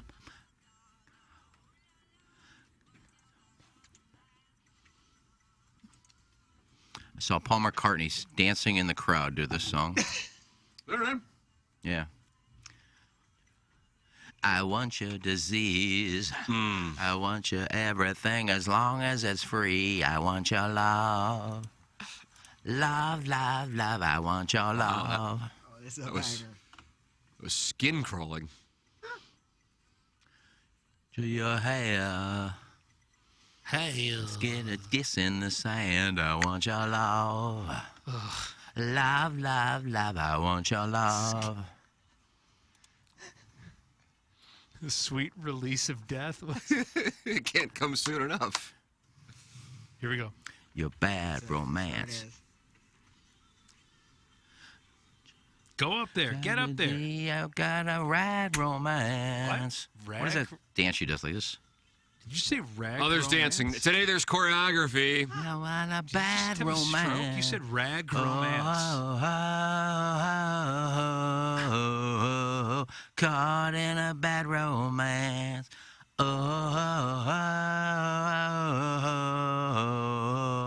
Caught in a bad romance. Ah, rah, ah, ah, rama, rah, ah, ah, ga, ga, ooh, la, la. Welcome back to the Ryan Kelly Morning After. The Maggie O'Brien's 9 o'clock hour underway here in the Michelob Ultra Studios. Chris Raby filling in for Doug Vaughn. And, Chris, you got a chance to see you perform Lady Gaga here with the aux off. What a treat it had to be for all the players. I mean, yesterday, I was taking in the presentation on YouTube, aux off, and the ransom note that you whispered to the listeners at about 9:15 while Mark Hanna was on hold. That baseball song, for real. Usually, I am just sitting back and enjoying the comments. That was That's how I handle brutal. the 9 o'clock hour. But for whatever reason, that one really was like... Mark didn't like it. Hannah said, if they would have played that in Silence of the Lambs while Buffalo Bob was tucking, I think it would have been better. If they had played that like in the vents in our fraternity during initiation week instead of whatever they played, I would have quit. So you wouldn't have been where you're at now. Hansy says that was a brutal song. Well, you're not familiar with Michael Franks. This is brutal. Bizarre. Michael Franks. That was who sang that song, Michael Franks. Okay. Well, why don't you go listen to some of his other stuff? Why don't I you told go listen to Shay some New. Chris Rea? Why don't you go listen to Shay? I like Chris Rea. Well, because that guy was bad, so why would I want Chris Rea is not bad. No, Michael Franks. He's not bad This either. is brutal. Why don't you go pull up Shay New? I don't Why don't you like pull up Shay New today? Shay New by Michael Franks. Is it as just Michael Franks just type? Is it as ominously You just type in foreboding? Michael Franks, CHE, I think is. I don't know. It's what? French for my home. Chez nous. What's going on? Nurse? Has anybody seen my nurse? Shay New. I don't know how to spell Chez nous. Got it. Got an ad. I spelled it An ad. completely wrong. An ad for Skechers. While we wait for it to start, I'll tell the people about enterprise contracting. Is he We do have listening some to an apple? Storms. Yeah, Seth Goldcamp, the great Seth Goldcamp of Design, Air, Heating, and Cooling, brought in donuts during the commercial break, Iggy. Tony's. My God. I am fighting because this is protein shake time, 9 o'clock every day. Same song and dance, very routine. Look at the glaze. 'Cause I'm effing crazy, and I am having a tough time with resisting today. Girdle I'm having glaze. a tough time. There it is. Plowsy. Plowhawk is going to take one Plow's been down. activated. Enterprise Contracting is your locally owned and operated storm damage insurance claim specialist in roofing, siding, and gutter replacement and repair. They can help evaluate your home for storm damage from hail and wind that the St. Louis area sees year-round, and we might see here over the next week. Hopefully we don't, because we got the drone at Normandy on Monday. Not looking to go through the insurance claim process, Enterprise Contracting can help you get financed for your exterior replacement project. Work with Connor Lee and Enterprise Contracting. Give the pros at Enterprise Contracting a call and inquire about their free storm damage evaluation, or ask them about their ongoing seasonal promotions. Just mention TMA on 105.7 HD2 FM, TMASTL.com, or the all-new The Morning After STL app. If you haven't downloaded it, it's got everything on there. It does. It really does, man. Your interviews, my interviews, Balloon Party, Tim McKernan Show podcast, and all of the TMA stuff. You can communicate with the show through there. Everything is there. 314-455-5000. That is the number for Connor Lee and Enterprise Contracting. 314-455-5000. Make sure you reference TMA when you call Enterprise Contracting. I was texting with Connor the other day. It's such a great name, Connor Lee. Isn't it? I agree with that. It's a real rock star name. He said he's been meaning to reach out to say thank you, as we have been getting, we've been receiving quite a few call-ins from your listeners. So God bless the listeners. Name of the game. That's it, Iggy. Supporting the sponsors. Hey, and I want to make sure I reference this. I said it earlier about Sound Story, and of course you can book a Sound Story, mysoundstory.com. But we were looking to hire somebody to run it. Need it? I need it. I need it, Jay. Here's what I need. Chris, you want to know what I need? I need somebody to run Sound Story, and I need a nanny. And I need it lickety-split if I can get it. I mean lickety-split. So Nanny's a tough Oh, one. I am telling you. I know several. Plowhawk, are you going to save the day? I could. I mean, Madison Really? nannied for 8 years, so she has a great network. It just all depends. Oh, I my need to God. know the hours in All terms right. of like what they is. But yeah, she can cut the hookups. Wow. Got the nanny hookups. Oh, my God. That's Hit me up. I got you, man. All my nannies. So What you about can a email there, live-in T. nanny? McKernan at InsideSTL.com, TMCKERNAN at InsideSTL.com, both for nannying, if you have somebody you know, and then also to run Sound Story. We are going to be doing some interviews on Tuesday, I believe. And I know if you've emailed me, you might not have heard back, but that's because I am so far behind on emails. And today, while watching the Masties, I plan on answering about 100 or so emails, and I will catch up. Yeah, it is bomb. If you don't get an answer, you're muted. If you don't get an answer, follow up, actually, because I do respond to almost all of my emails. It's actually an interesting question. if you, in your capacity with Sound Story, say that you are looking to hire, you are being vocal about it, you are wanting people to be aggressive, how do you feel about the follow-up email? What is too much, and what do you appreciate from an applicant? Serious question. With regards, no, it's fine. With regards to a follow-up, like if they like if they heard send back, you an email, they don't hear back in a couple days, they email you again following up. I think. What do you think the good follow-up window is? This is like the swingers thing with when you call the girl. I think a week's about right. If you email, you think that's too long, 3 days. Jackson? 5 days. I think 5 days is live. I think 3 full business days in between initial and follow-up. That's because it could be a Monday to a Friday. It could be a Thursday till next Wednesday. Now, how do you word it, though? How do you word it? Because what I use for an excuse, if I email and I don't hear back from them, hey, just checking if you got my email, because I'm on AOL. A lot of times it goes to spam, so I'm just curious if you got it or not. It's a good move. So It's you a just, good move, Iggs. yeah, you don't want to act like you're too No, I needy. just say, just wanted to circle back. Would love to chat if you have time. But I'm sure at some point enough is enough. But you also like if you miss one or it is.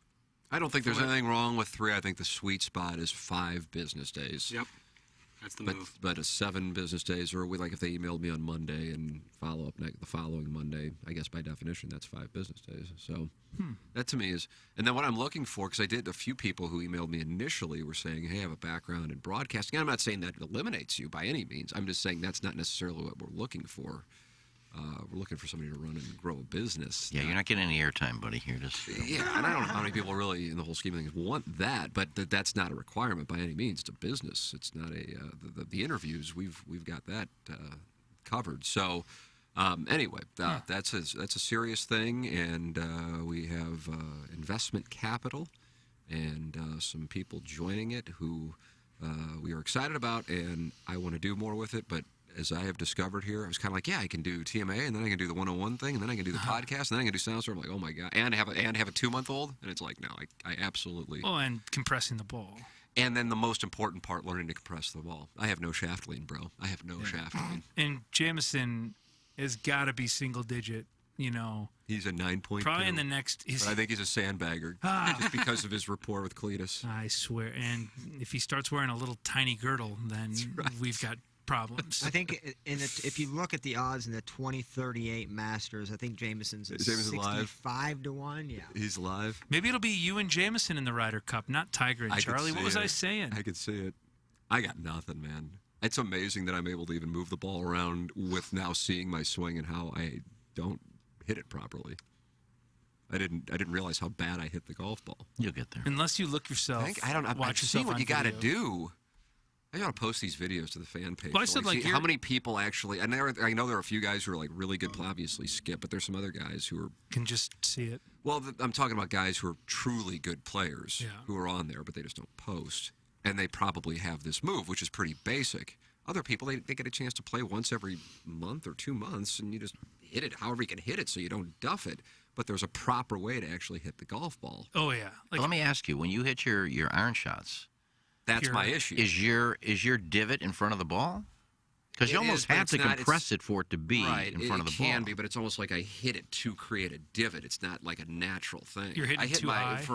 I hit my driver as far as I hit my driver because I swing up, but then I swing up on the ball with irons, which is what causes the problem. So I'm adding loft, which is why I hit a 7-iron like 155, which is nuts when you're hitting a driver 280 to 290, So I just got to change it. Yeah, I'm going to post this video, the Great Craig Story, so people can see what it is, the actual movement, and you'll go, oh, God, I don't do that, because most people don't. Yeah. But it's an actual move, and that's how you create shaft lean, which de-lofts the ball, which allows the ball to pierce the air, and that's why these guys hit it so damn far. It's not just because they're strumming. Justin Thomas, you don't look at him and go, God, he's ripped. It's because of the proper angles. Oh, yeah. Which is super boring, but then you have to spend a bunch of time to do it, and who has the time to do that, especially if you're 45 with 2 kids? Not I said the fly. I've got nothing but time, and I still will be shaving strokes. Well, but every time that I take a lesson or a couple lessons and am trying to do things the right way, it can be so frustrating then to try and go play. So then I ultimately just revert back to doing I know I can get the ball in the air, and I kind of can get it around, but it's still going to look like this, a little Furyk-esque. I'm to the point where I'm at an age where I don't care. I'm not Everyone gonna knows get what better. you shoot. I don't embarrass myself. I don't just Well- top balls, shank balls all over the place. I can pretty much keep it in play most of the time. So I'm not even going to worry about trying to get better. My putting, yes. Speaking but of that, hey, Raby, what do you think of my wife's heart dress on Sunday? Did you remove it and nibble it all? Oh, I just finished. That's from the recovering alcoholic. I did see him. What are we doing here? Did right see now? him at a What charity just event on Sunday, raising So money you for- know what he's talking about. No, I did see him at a charity event. Good answer. On Sunday. Be raising money for the rehab center. trying to get There in were a number of listeners approached me at this event on Is Sunday. that right? And most of them wanted to know if the recovering alcoholic was there. He was not in his P. Reed Sunday best, so a little harder to. He was kind of camouflaged, but no, we had a lovely chat. I know what Doug means now about his wife being just very sweet and just oblivious to the entire situation, and yeah, that man is. He's a linguist. next time I see her, I'm going to just go right up to her and say, okay, let's go. What? Let's go. Your husband said you're mine tonight, so I guess we're... Maybe. He's pawning you off on me, so he didn't tell you that? I'd feel the room out first. I was in the middle of the ask, like the fund a need, the raise for this great foundation, Ali Hinkle Heart Foundation. Shout out to Mark and Jen Hinkle, Olive and Oak. And I looked up, and recovering alcoholic was just doing horrible things, graphically, motions, signing. Nice. Yeah, he was going to town on himself. That's what you do. That's what you do at a charity event. Yeah, it was good. It was for the kids. Maybe anyone asked to bum a take? No one asked to bum a take. That was. Can I bum a take? After a Blues game, youngster walked up to me, hey, like you on TMA, can I bum a quick take? I think I said the NBA should adopt FIBA's offensive goaltending rule. I think that's the funniest one-liner of Can I all time. bum a Can I bum a take? Well, players are struggling in the conditions. Iggy making the observation the Hawk kicked up earlier than they were expecting, and Gary Woodland is now at 7 over par, 4 over for the day, and he is only through 6 golf holes. This is a treacherous Hawk out there. Eric Van Rooyen. Didn't somebody draft Aaron Van Rooyen? Doug did. Eric Van Rooyen is running into what I describe as problems on the golf course. He is 4 over through 8. Russell Henley, chalky play this week, 3 over through 5. And the man in the overalls, Sandy Lyle, is at 12 over par after firing what is described as a tidy little 82 yesterday. Why are they letting him do this? Because of the overalls? What is the boy hole to golf hole conversion rate? Boy hole to golf hole. At one point, and I think I could be wrong. Again, I will preface this by saying I could be wrong. No reason to go look at wrong again. So I'm saying I could be wrong.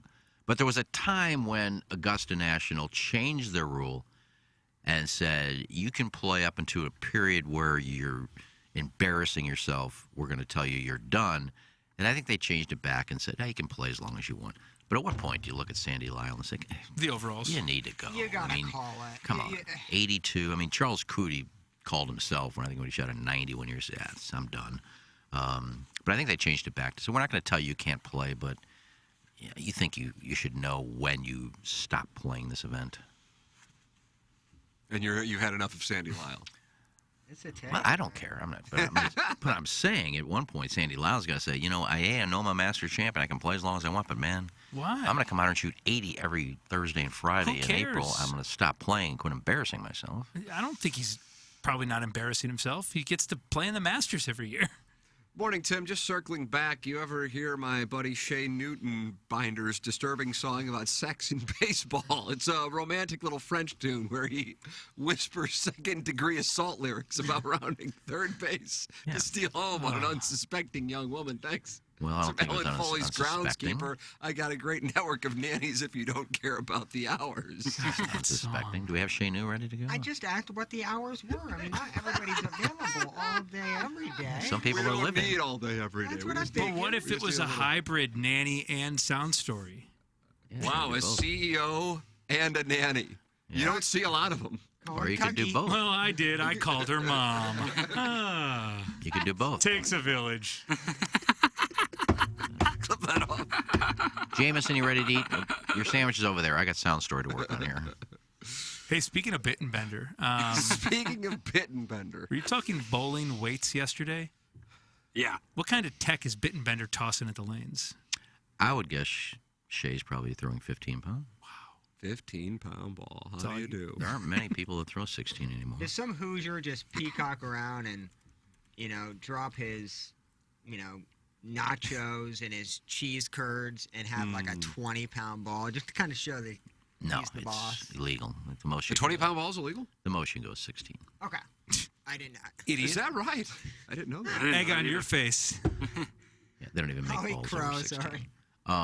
But most people went to the 15. Because of the lane conditions, a lot of times they break down, you got to throw it harder, and you can throw it harder with a 15-pound ball, and it doesn't react any differently. Now, if you go further down there... Yeah, I didn't really care.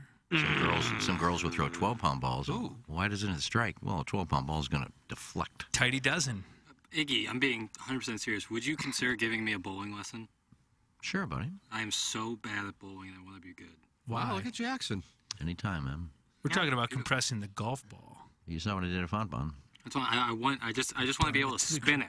I just have to throw it straight. That's just keeping the ball behind you. Coach Strode. Is there any pro in the game right now that just uses one ball? Doesn't have a spare ball? No? Okay. Oh, I use a spare ball. Okay. A harder I ball. didn't mean to go down this road. No, that was it. That was my other...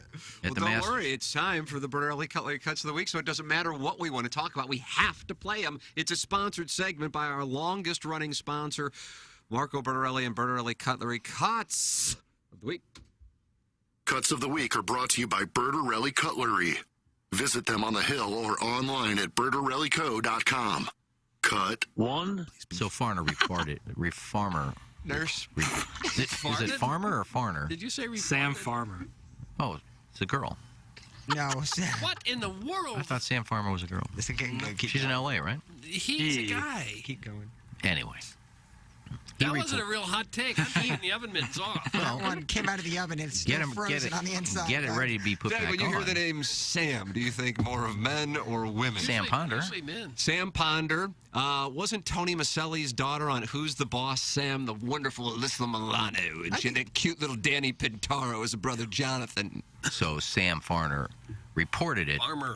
And then you added to it and said, yes, me and Sam Farmer are reporting. That was Peter King. Well, he just read another Talty one that said the same thing. Yeah, Talty quote tweeted. Talty said, whoa. Oh, it wasn't his tweet. That's correct. He just said, whoa. Oh, well. It was whoa. Okay, well, that was your tweet? He's got his doctorate in Whoa. journalism. That's your final project. Probably also putting gifts up there. They hand you a tweet, and you have to professionally quote retweet that, and whoa will get you an automatic. Yeah. That's for your doctorate dissertation. He's a teaser. I'll go find a tweet I can retweet and put whoa. Cut 2. If he thinks he can't play, he's not going to go out on Augusta and embarrass himself. No, he won't. Or pull out early. He won't do that. No, unless he knows he can walk 4 rounds and compete. You couldn't let that go, could you? You couldn't let it go. I didn't even have I'm talking about a golf tournament, and all I said is he's going to need to pull out early, and I get, oh, wow, oh, boy, knock it off. I didn't even have a comeback. I just wanted to address that was said. I didn't know. Doug, it's sophisticated. Cut 3. We promote them as 2 listeners. And they get into the ring, and you're in the ring, Tim, with the microphone. So what's the beef here? And one girl says, well, I'm a big fan of Tim and the show. I love the show. I don't like people that don't like it. And then the other girl says, this whole day sucks. This show sucks. TMA sucks. Somebody's a screenwriter. And then Tim walks away, and they get ready to punch, and then just start making out and go to the mat and just start scissoring, making out, and Jesus. that's an avian waiting to happen there. The dialogue was... I mean, Doug, That's all they can it's remember. like Ben Affleck and Matt Damon are together You really got in to pay Boston. close They've just written attention. Good Will Hunting right here in the Michelob Ultra Studios. Well, people think it's real at first. It felt like more like a not Screw you. movie. Tim's the best. I hate that show. They're all pompous. I don't even know why you listen to that TMA. Well, I'm going to show you. And they start going at it. Oh, don't ever do that again. Don't ever do that again. Had some video element. I was actually starting to kiss my stocking cap. I think it'll work. I'll work on that. You got to work on the dialogue a little. Cut. I'll leave it at the 4. You trim them shrubs? You know, I really do want to make an OnlyFans, so I'm kind of waiting for that opportunity to Oh, you're going to let strike. that thicket get more dense, boy? I want that to be my first marinate. video. Kind of. I thought you already shaved it. Full frontal nudity It's guy? coming back. I mean, it's coming back enough to where I can shave it on video. Will you do full frontal on OnlyFans? I said I would. Yeah, he's going to keep his word to the subscribers. First. With your face on there, too? Yeah, kind of like a porn star doing anal. You don't want to do it right at the get-go. Yeah, Gabby Carter made that mistake and now acknowledges she regrets it. But when she did the interview with us to preview the Blues and Stars Game 5 in 2019, she said she wanted to do it, and so she did it. But now, 3 years later, it's interesting to hear her say that that was a mistake. Yeah, Doug, you're 60-plus years you've never done anal. You know how much that hole is worth right now for you? Cut. 5. Well, she was taking pictures for an hour, so you kind of waited long to get to finishes. You waited an hour to tell. By the way, he's been jerking it for like an hour. McGarity was interviewed by the FBI, who allegedly admitted to his in-flight behavior. Quote, McGarity advised, he asked the female witness if she minds if he masturbates. Well, at least he asked. Mind if I light a cigarette? The FBI, this seems like a real big waste of resources here. Well, they're probably already there. Honey, do you mind if I spank it for about an hour? No, go ahead. According to McGarity, the female witness put her hands in the air and said, it really doesn't matter. McGarity thought the response was, quote, kind of kinky, and believed the female was comfortable with him masturbating, the complaint adds. In a statement to the Daily Beast, a Southwest spokesperson said McGarity had been slapped with a lifetime ban. Just for that airline? I think he's just off Southwest, but you can catch him on Delta this week. I don't think Southwest is responding to the Daily Beast. Hey, Daily Beast here. Southwest, you got a comment? Yeah. You think they make this stuff up just completely? I kind of respect the guy. I got to be honest. Cut. 6. Now, I guess a woman would have to call in and are you born with inverted nipples? 636-9004-TMA. Medical question. Yeah, because I know a couple girls that have inverted nipples. But All right, why don't they call in? But I don't know if they were born with that or they just happened. Because if you get your nipples pierced and then all of a sudden your nipples become inverted, where does that piercing go? Where does that little earring or loop, whatever you're using, where does that go? Well, that's why they have a dangly thing, just so you won't lose it. It's like one of those, like a rope at the end of a well. Yeah, I get back out. I met this girl at Hito at dinner. I hadn't seen her on the beach yet. I hadn't seen her. She just checked in, and she was eating dinner by herself. I went over and chatted her up, and she's very attractive. Then we went to the beach the next day, and she had no nipples. That turned me off. None? No, they weren't. She had none. I paid for my inverted nipples. Thanks. That's from a woman. Oh. Ooh. Bought them. Well, it's from a nipple eligible. Yeah, it's not a woman. There aren't any women out there. I mean, I don't want to look at inverted nipples on the Hubbard. And those were the cuts of the week. Well, the edit point there. Yeah. Tiny little ending. I figured you'd like the tiny little edit point there. I had no choice. It went on for like another 30 seconds. I didn't want to add that 30. It was tough to find any end point. Right, so just don't find one at all. Cut it off, Raby. I liked the airplane story. The gentleman who pleasured himself 4 times on the flight, but did ask her permission. She threw her hands up in the air. I was wondering if there is a sister publication, The Daily Beat, and maybe they cover all things under blankets. Self-love. Yeah. You seem like you might know the business end of the underside of a blanket on a flight. No, well, with a girl there, yeah, I've done it. Well, yeah, we didn't. In the very back of the plane, it was probably not even a half full flight. There were 4 empty rows in front of us, and I just put a blanket over me, and she helped me out. She helped me out, is what the I didn't do any just work. said. She did all the work. But Right. Selfish love. She'll join us on Monday. Stratum Structural Systems is online at stratumrepair.com. It was great to see Matt Ford, Brett Groman yesterday. Loyal sponsor here on the Ryan Kelly Morning After. I'm a loyal client of Stratum Structural Systems, waterproofing and foundation repair. Think local, think Stratum, stratumrepair.com, 314-620-8153. They have a location in Chesterfield, Missouri. They have a location in Columbia, Illinois. If you're dealing with any waterproofing issues or foundation repair needs, make sure you work with Stratum Structural Systems. Call them and let them know you're a TMA listener, and you get $100 off your repair project. It's 314-620-8153, 314-620-8153. Stratum Structural Systems, online at stratumrepair.com. I got a text here just a couple minutes ago, as a matter of fact, from Tim Burkhart of Tullamore Dew, and he was telling me, have you ever heard this? I've never heard this. The ball should feel like a marshmallow when you strike it. Have you ever heard that? I feel like that's something you would have heard. The ball should feel like a marshmallow? Yes, like soft and like not even like the standard sound because you've hit it on the sweet spot. I get that like once or Yeah, I mean, if you... Oh, if I get it... I think I've actually said that before. Is that right? I've So actually Tim said Burkhardt that. is taking this from you. No, I think I said that if there's times you hit a ball so good you can't even feel the golf ball come off the club face. I feel that with my wedges. I pray one day I'll feel it with my long irons. Like anytime I hit a pitching wedge, it feels really good. But then I take a 5-iron out, and it's like all hell breaks loose. I mean, yeah, I just never catch it clean. It's a real problem. Our Tell 'em or Do toast. Cheers to making a big whiskey in a small town, to keeping your feet on the ground and your eyes on the prize, to the fan pinners on our lives, not to the likes on our phone, to a genuine toast. Over 1,000 hot guys. I mean, high fives. Tell 'em or Do Irish whiskey, the world's most popular, least famous Irish whiskey. Coming up in 15 minutes, Action Jackson. I'll just go down the hall and just kind of take it. I mean, that's what we're going to do. Today, we're going to take it. Aren't you sore by now? Oh, I am. That's why they're Ben Gay and his You guys bag. take the high hard one for 3 months, man. It's got to hurt by now. Oh, yeah. What? I don't know what they'll be upset about today. Yeah, you think they've already got the take skins out? They're kind of getting loose, or? Oh, they're going to be. Well, Randy and Michelle get ridiculously good guess. Yeah. Ridiculously good guess. And then we come in and we toss the take skin around. Yeah. And Jackson just like baits them. Mm-hmm. You're just throwing ropes. Yeah. I think that now that they've had a full 24 hours to sit with my Take Me Out to the Ball Game update, I feel like they're really going to come with some venom today. Why don't you do the off-day remix today? I think I'm going to go back to my standard. Let's see. I'll probably talk about the Hornets. W. So you're not going to have. You'll probably have fans hold DeWitt accountable for the weather. You know, not having a domed stadium. Yeah, build a dome stadium. They were cold, and they're wondering why, there isn't a cover. So. Now, they won 9-0. How many people do you think will be upset? Because I don't know what kind of people listen to your show and text into the show. Not happy ones. If they'd be happy that they won 9-0, but yeah, good signing by Pujols, 0 for 5. Great.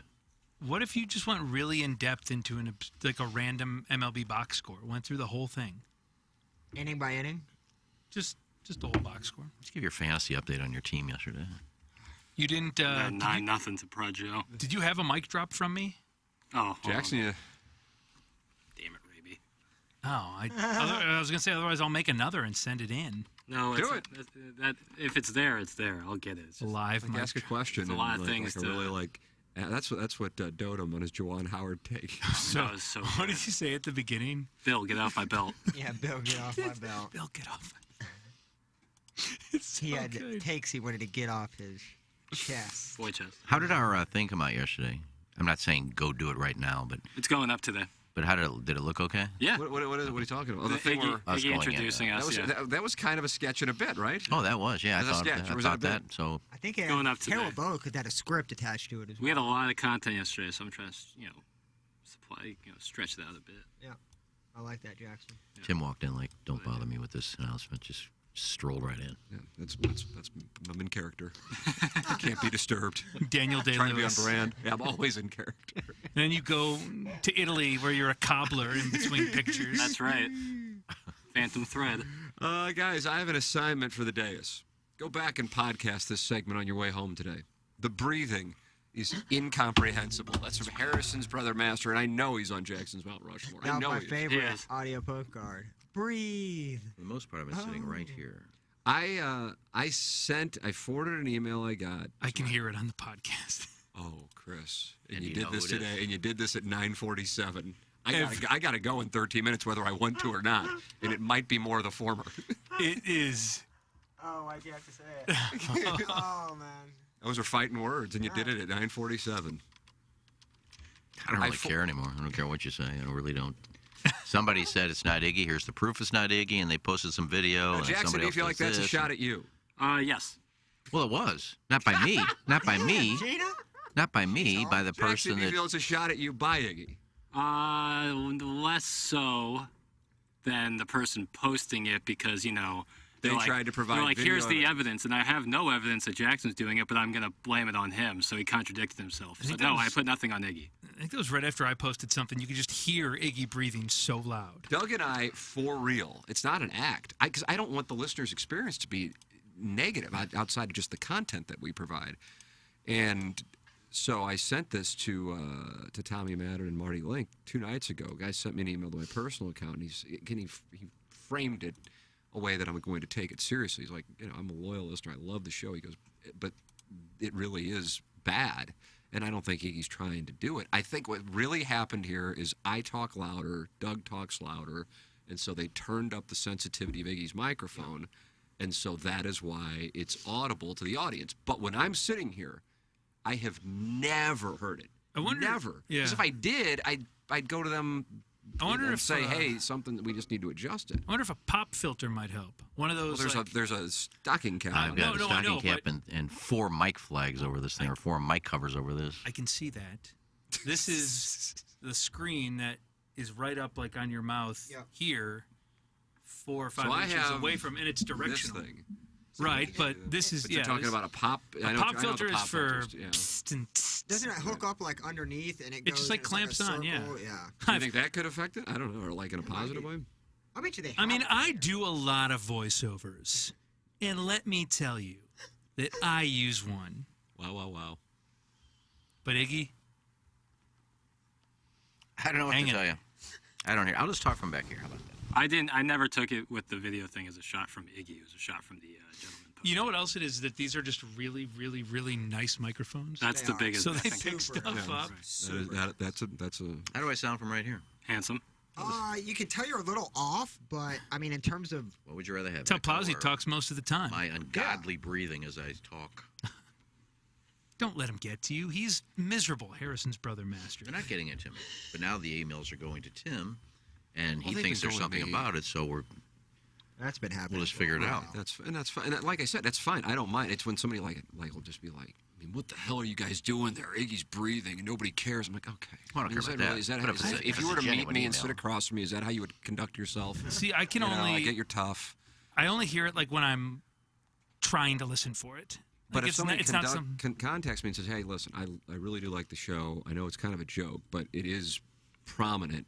And the thing here is I'll forward it to the people who can do something about it. Yeah, right. And they'll take care of it. Because you don't want to be Right. 100%. pulling levers. Whether and it be dials. me doing it or Iggy doing it or Doug doing it or Plowhawk or Jack, it doesn't matter. If the listeners are irritated by it and it's prominent and it's not somebody just trying to stir the pot, you want to fix it. You know, it's because it's Iggy and because Iggy receives 3 million texts a show attacking him for a variety of things. It's like throw another log on the fire. Iggy, But I think the real reason is I doubt this was going on when we first started, but Iggy's voice versus me and Doug and Plowhawk and Jackson, I guess too, was softer or more monotone than ours, and so they turned up the sensitivity of his microphone, and so I think it's picking it up. That's what I think's going on. But for whatever reason, Doug and I don't hear it in our headphones. I have no idea. You've got kind of the Howard Stern low end thing going, Iggy, where it's like effortless. You've Well, got a little I don't more believe I'm breathing any different than anybody else. But if my mic is more sensitive, and when I'm not talking, even if I'm just like right now, Then you gotta. Fabulous. But I'm not Brian doing- Henson I'm not covers doing this that. show for the Indianapolis Star, and this is a huge moment too. We might have to delay Balloon Party. We just might have to. I don't think it's Iggy. Brian Henson, Indianapolis Star and TMA columnist. Brian Henson, I'm obligated to ask. I see a wry little smile on Iggy's lips right now. Who do you think? I didn't pick up a read at all. Like I said, the one guy blamed Jackson. I don't think it's Jackson because half the time he's not even by the mic. He's doing stuff in his room. So therefore, you must think it's me, Doug, or the Or it's not happening at all. Somebody's being lied to. It's got to be happening. I eat and I have bad allergies. I mean, it could be me, obviously, honestly. Doug is not here today, and we're getting complaints about it. Yeah, That so rules out Doug's Doug. eliminated. Maybe it's me. What if it's me? Maybe it's No, me. I haven't taken any days off since I've been here. So What if it's some mouth 2 breathing? days when creep? Anna Marie had Hacking in our your- young son. I don't know. Maybe your producer should go back to being a producer instead of an atrocious, time-suck, attention-seeking, on-air, quote-unquote, talent. Here's what you should do. Nobody has any roles. I guarantee you that's an area code, not a name, right? Here's what you should do. That is a Yeah, 314. good call. Yeah, okay. Next time you're playing like cuts of the week, you need to start rolling on the mics in here, take the computer out of program, and turn everyone's mic off one by one. You'll have 4 separate tracks, and you will find the culprit. You will know which microphone it's coming into. I kind of like that. Wow, what a segment it's going to be on Monday. Can I come back next Friday? Yes, you can. For cuts of the week? Taking off Monday. You are. No. Ladies and gentlemen, we're approaching. It's time for the Design Air Heating and Cooling event. Oh, we're late for the Design Air Heating and Cooling event. This is one of those times where I walk in and Jackson's like, hey, we start in 3 seconds. I'll give you a mic drop to get you going. The other day was the Are you gonna quickest leave one? transition. Let's see. Am I in the morning after folder? I am in the morning after folder. I apologize. Design Air Heating and Cooling, sponsor of our Design Air Heating and Cooling email of the day. Do you believe in ghosts? We were at the Lemp Mansion doing our first historic glory hole preservation, and as I entered the hole testing the fit something encased my love on the other side and went to town. I let it ride for a few minutes, and then it was gone. I peeked through the hole, and nobody was there. My boyfriend, Simon's wife, thinks it was a ghost. And I'm not sure what part of the ghost I was in, but I mentioned it to my boyfriend Simon how good it felt. He said I cucked him, but I told Iggy, said you can't get cucked by a ghost. Thoughts? That's from Raby's microphone shadow. He's new. It was so nice and refreshing to hear Raby's voice on the radio this morning. It was like an old familiar friend dropping by for a cup of coffee. Except I actually forgot how bad this dude sucks. Raby's takes are weak. Is quickly approaching walrus territory. And I feel like you've lost weight. Yeah, you look good, I haven't Chris. seen you since you were at KFNS. Yeah, I don't think about it. I just get the same pictures every day. Where do these people send these to you? Like DMs or something? Just like on Twitter or Instagram or Facebook. And they take pictures of you and of they send the them to you. screen at the Blues game when I'm like mid-sentence. And When do they I'm ever say anything, or they when just I'm send the mid-take. images? When I'm mid-take. Of course. do they ever say anything, or is this the image? I've shown you some of the messages I get. Yeah, but that was kind of like Yeah. that's like the No, on it's the, usually on the TMA most It's wanted usually list. just a hit. It's usually just a one banger, just a hit and run. I'm like, hey, thanks for stopping by. Block him. Stop picking on Strode. Oh, hold on a second. No, this was... Stop picking on Strode. Jax, I'm surprised this one went through the filtered file. Stop picking on Strode. It's not polite to pick on senile elders. Keep your opinions to yourself or to your homeboys. Just let Ken quickly give his incorrect takes about a baseball game he didn't watch so we can all move on with our lives. I'm tired of it. And now, with the song to celebrate Jackson's Sports Center update, take me out with your stepdad, kiss him right on his mouth, buy me some butt plugs and vape refills. I don't care if my nachos get spilled. Lie in the Strodecast. If it snows, then that is a shame. For it's 1, 2, 3 slips of coffee at T-M-A. 4, please, the JV golf coach, now gaping. I like his name. JV I golf stayed coach. in there. I edited one of the things. I know, did. I didn't see that part. Hi there, fellas. I have to keep this short since I'm not allowed in this particular branch of the Memphis Public Library.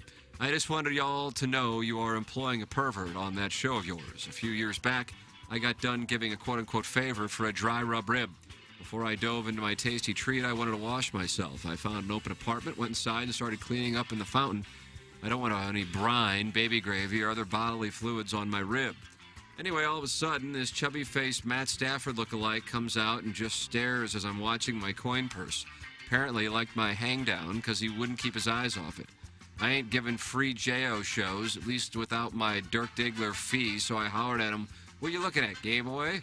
He took off, but imagine my surprise when through the static this morning I somehow pick up a station where I hear him running around talking about me. He just can't get this yogurt slinger out of his head. Oh, damn, they called the cops, gotta go. From Homeless Harry in the library. And finally, morning, guys. I really enjoyed the 8 o'clock hour where you paid tribute to all social media trolls you choose to ignore by talking about them for 45 minutes. That reminds me, did I ever tell you about the time I had to defend the honor of someone I love from a social media onslaught of one anonymous person making a snide comment under one of his posts? It all started when my 13-year-old boss posted something on social media, and some jackwagon of a troll thought he could snipe my teenage manager without fire and brimstone recourse from me, a guy who doesn't pay attention to that kind of stuff. Well, as you know, I don't spend much time on the fan page, and I don't engage with trolls. But upon my habitual top-of-the-hour scrolling of the fan page, I caught wind of the snipe, so what I did was prove to the troll I didn't care by rummaging through his personal page photos for hours and hours like a fever-brained hobo rifling through a neighbor's belongings under the cover of darkness. Now, here's the kicker. to not give the attention to the troll he so badly craved, I posted an unflattering picture of the troll under my teenage boss's photo and said, "Shall we critique?" That's textbook how not to engage with a troll 101 kind of stuff there. Anytime a troll didn't get under my skin was when another time a troll didn't get under my skin was when a bunch of them took photos of me at my job while I was handing out high-interest credit card applications to college kids at a Blues game. I mean, dozens and dozens of photos were sent to me on Twitter that got next to no interaction at all. And how did I prove to the trolls that it didn't bother me? I went on a 20-minute rant on an HD9 morning radio show I don't work for to volunteer my early Friday morning to break down the ins and outs of how much it doesn't affect me. Checkmate, trolls. Thank you. That's Mel and Foley's network of nannies on social media. I'm currently putting out a fire over on Learn's page. Someone keeps commenting under every one of my comments that litter her page calling her kiddo, and I need to let them know it isn't going to rattle me. And that's what we have for the designer. Wow. Give me your answer real quick because I got to go. That was a lot of words. What was before Ellen Foley? Who was new? My Mike Shrub. Yes. My Mike Shadow. That's Shadow. Whatever Tim votes for, I'm going to vote for. Oh, my God. I don't know today. I really don't. Weak badge. I'll go JV golf coach, now gaping. Congratulations, JV golf coach. You have won the Design Air Heating and Cooling email of the day. Time for us to go by. Here's Action Jackson with 3 more ways to get TMA content. Check out listener rewards on the new TMA mobile app. Watch the show live on the TMA studio cams. Find it at TMASTL.com. Get the podcast on the TMA app. Download it now. Thanks, Jackson. It's the Ryan Kelly Morning After on 105.7 FM HD2. Well, Ryan Kelly, we've got inflation going up, mortgage rates going up, everything seems to be going up. How does that affect the mortgage industry? What should people be doing now with their mortgage? Absolutely. You just hit that one on the head. It does seem like everything is going up. But that's okay. At thehomeloanexpert.com, we don't just talk about having lower rates, we truly do. And in fact, I pulled some data together yesterday. Our average rate at thehomeloanexpert.com is more than a quarter point lower than the national average. How much can you save? Let's find out now. Visit thehomeloanexpert.com. The Home Loan Expert LLC, NMLS number 1326241. Live from the Michelob Ultra Studios, KPNT FM HD2, Collinsville, St. Louis. This is TMA All Day. Now, back to the Ryan Kelly Morning After on KPNT HD2, Collinsville, St. Louis. Rise and shine, St. Louis. It's the Ryan Kelly Morning After on KPNT FM HD2, Collinsville, St. Louis. At the Morning After STL on YouTube and on TMASTL.com with Tim McKernan, Doug Vaughn, Iggy Strode, The Plowboy, and Action Jackson. 9 in St. Louis, you are listening to the Ryan Kelly Morning After on 105.7 HD2 FM, the Potted Plant on TMA STL. And come on in, it's like a singles bar, especially with all the snow out there. I know people are probably staying home. YouTube.com/TMA STL. Come on in, the water is warm. I don't see the YouTube up. Or do we have an issue with that, Peter?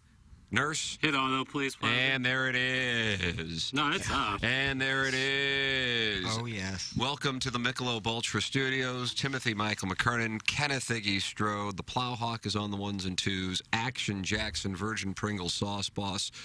Stock skyrocketing after his Take Me Out to the Ball Game performance yesterday on 101 ESPN. And ladies and gentlemen, filling in for Douglas Elvin Vaughn,